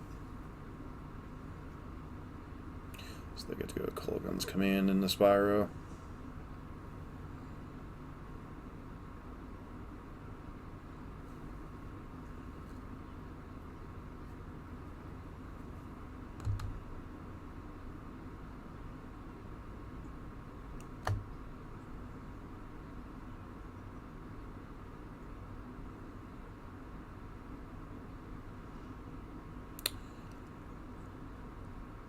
Okay.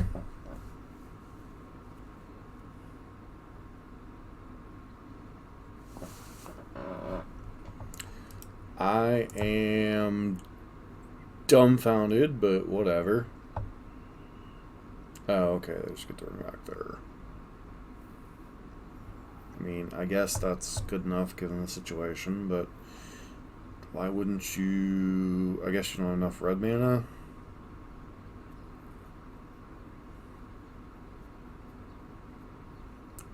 For Kulligan's Command in the Spyro? Yeah, sure.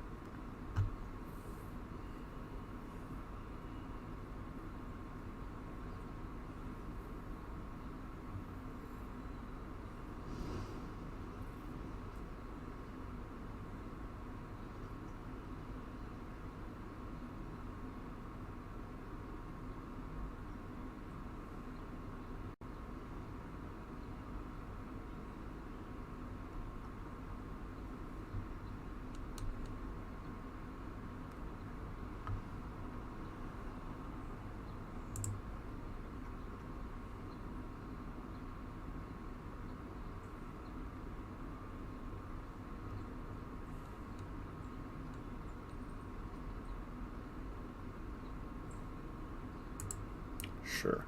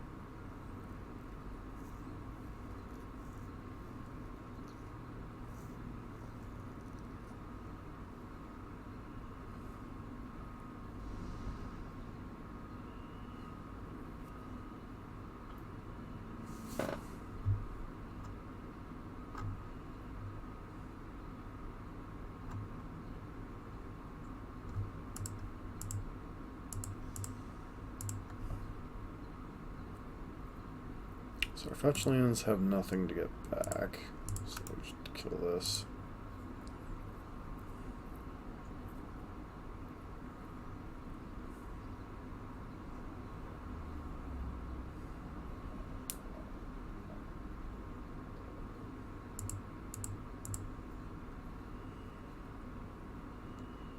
Yep, they have multiple raging ravines. That's what I thought.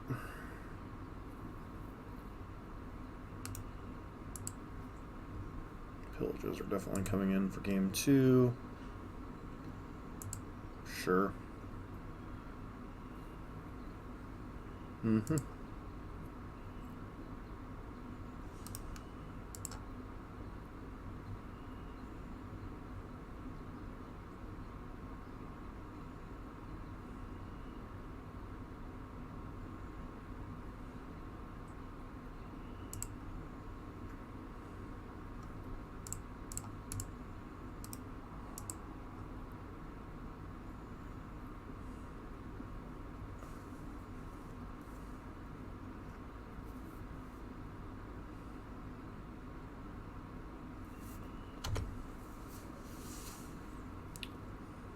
Opponent's made a number of head-scratching moves here. It's like, why wouldn't you play your Blackleaf Cliffs out before you attack?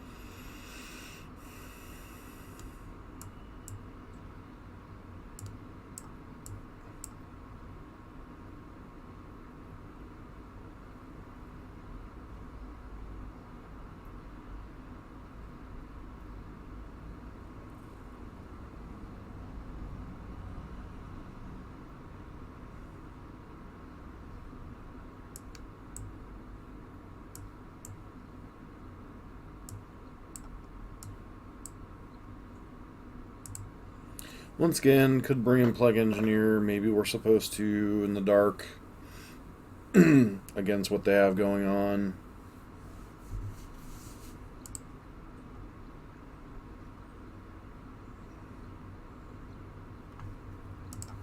Sure. Don't really want to mulligan against the mirror match.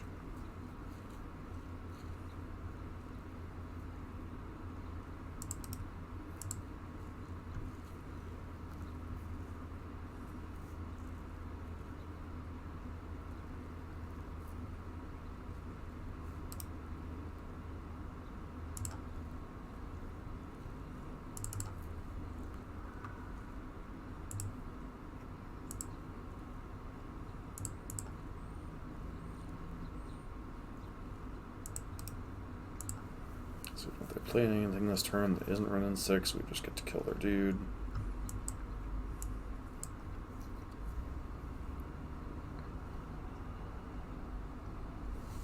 Yep, running 6, definitely get back.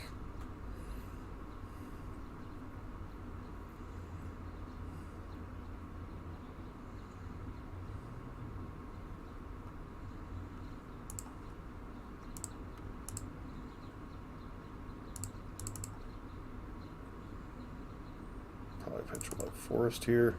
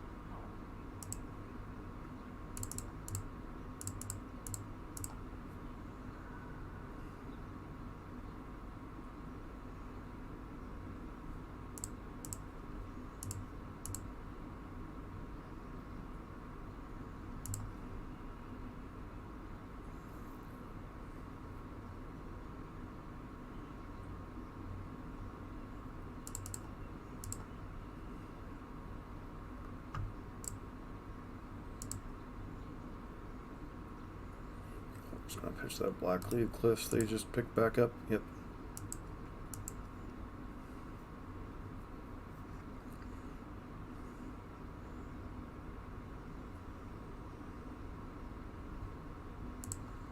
Goodbye, Lurrus.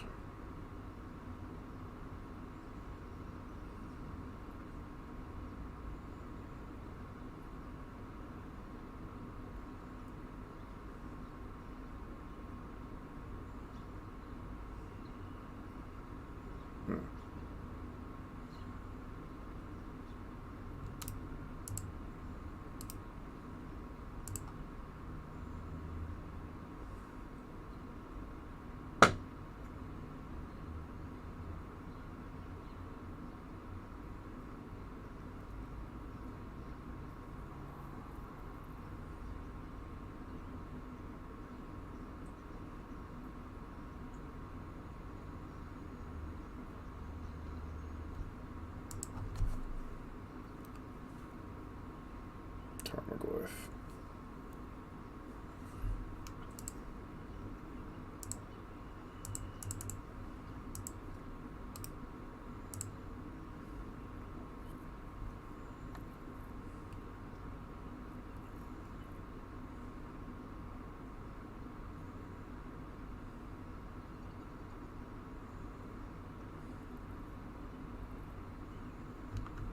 Yep.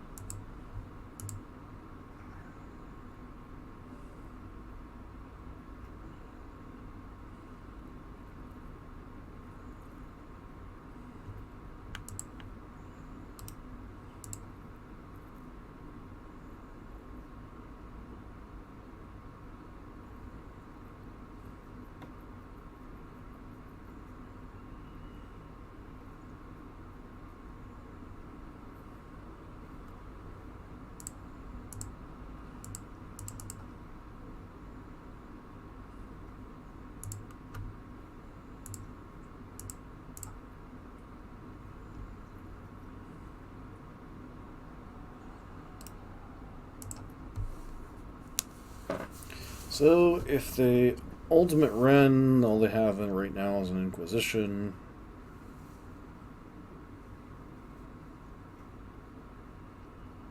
Which, obviously not great for us, but better than Maelstrom Pulse.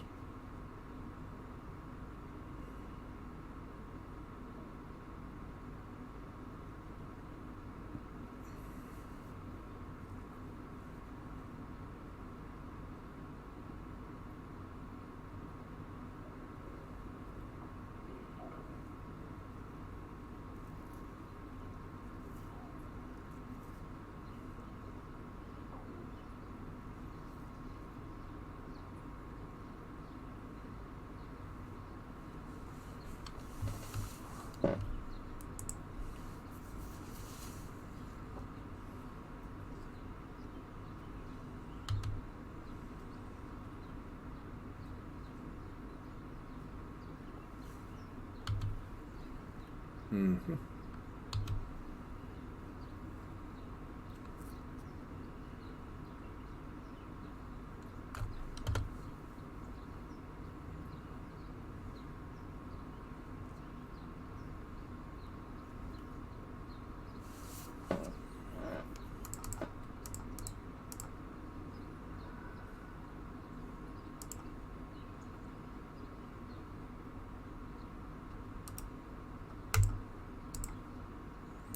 Too far behind the Ren and 6 with Kolaghan's command buyback.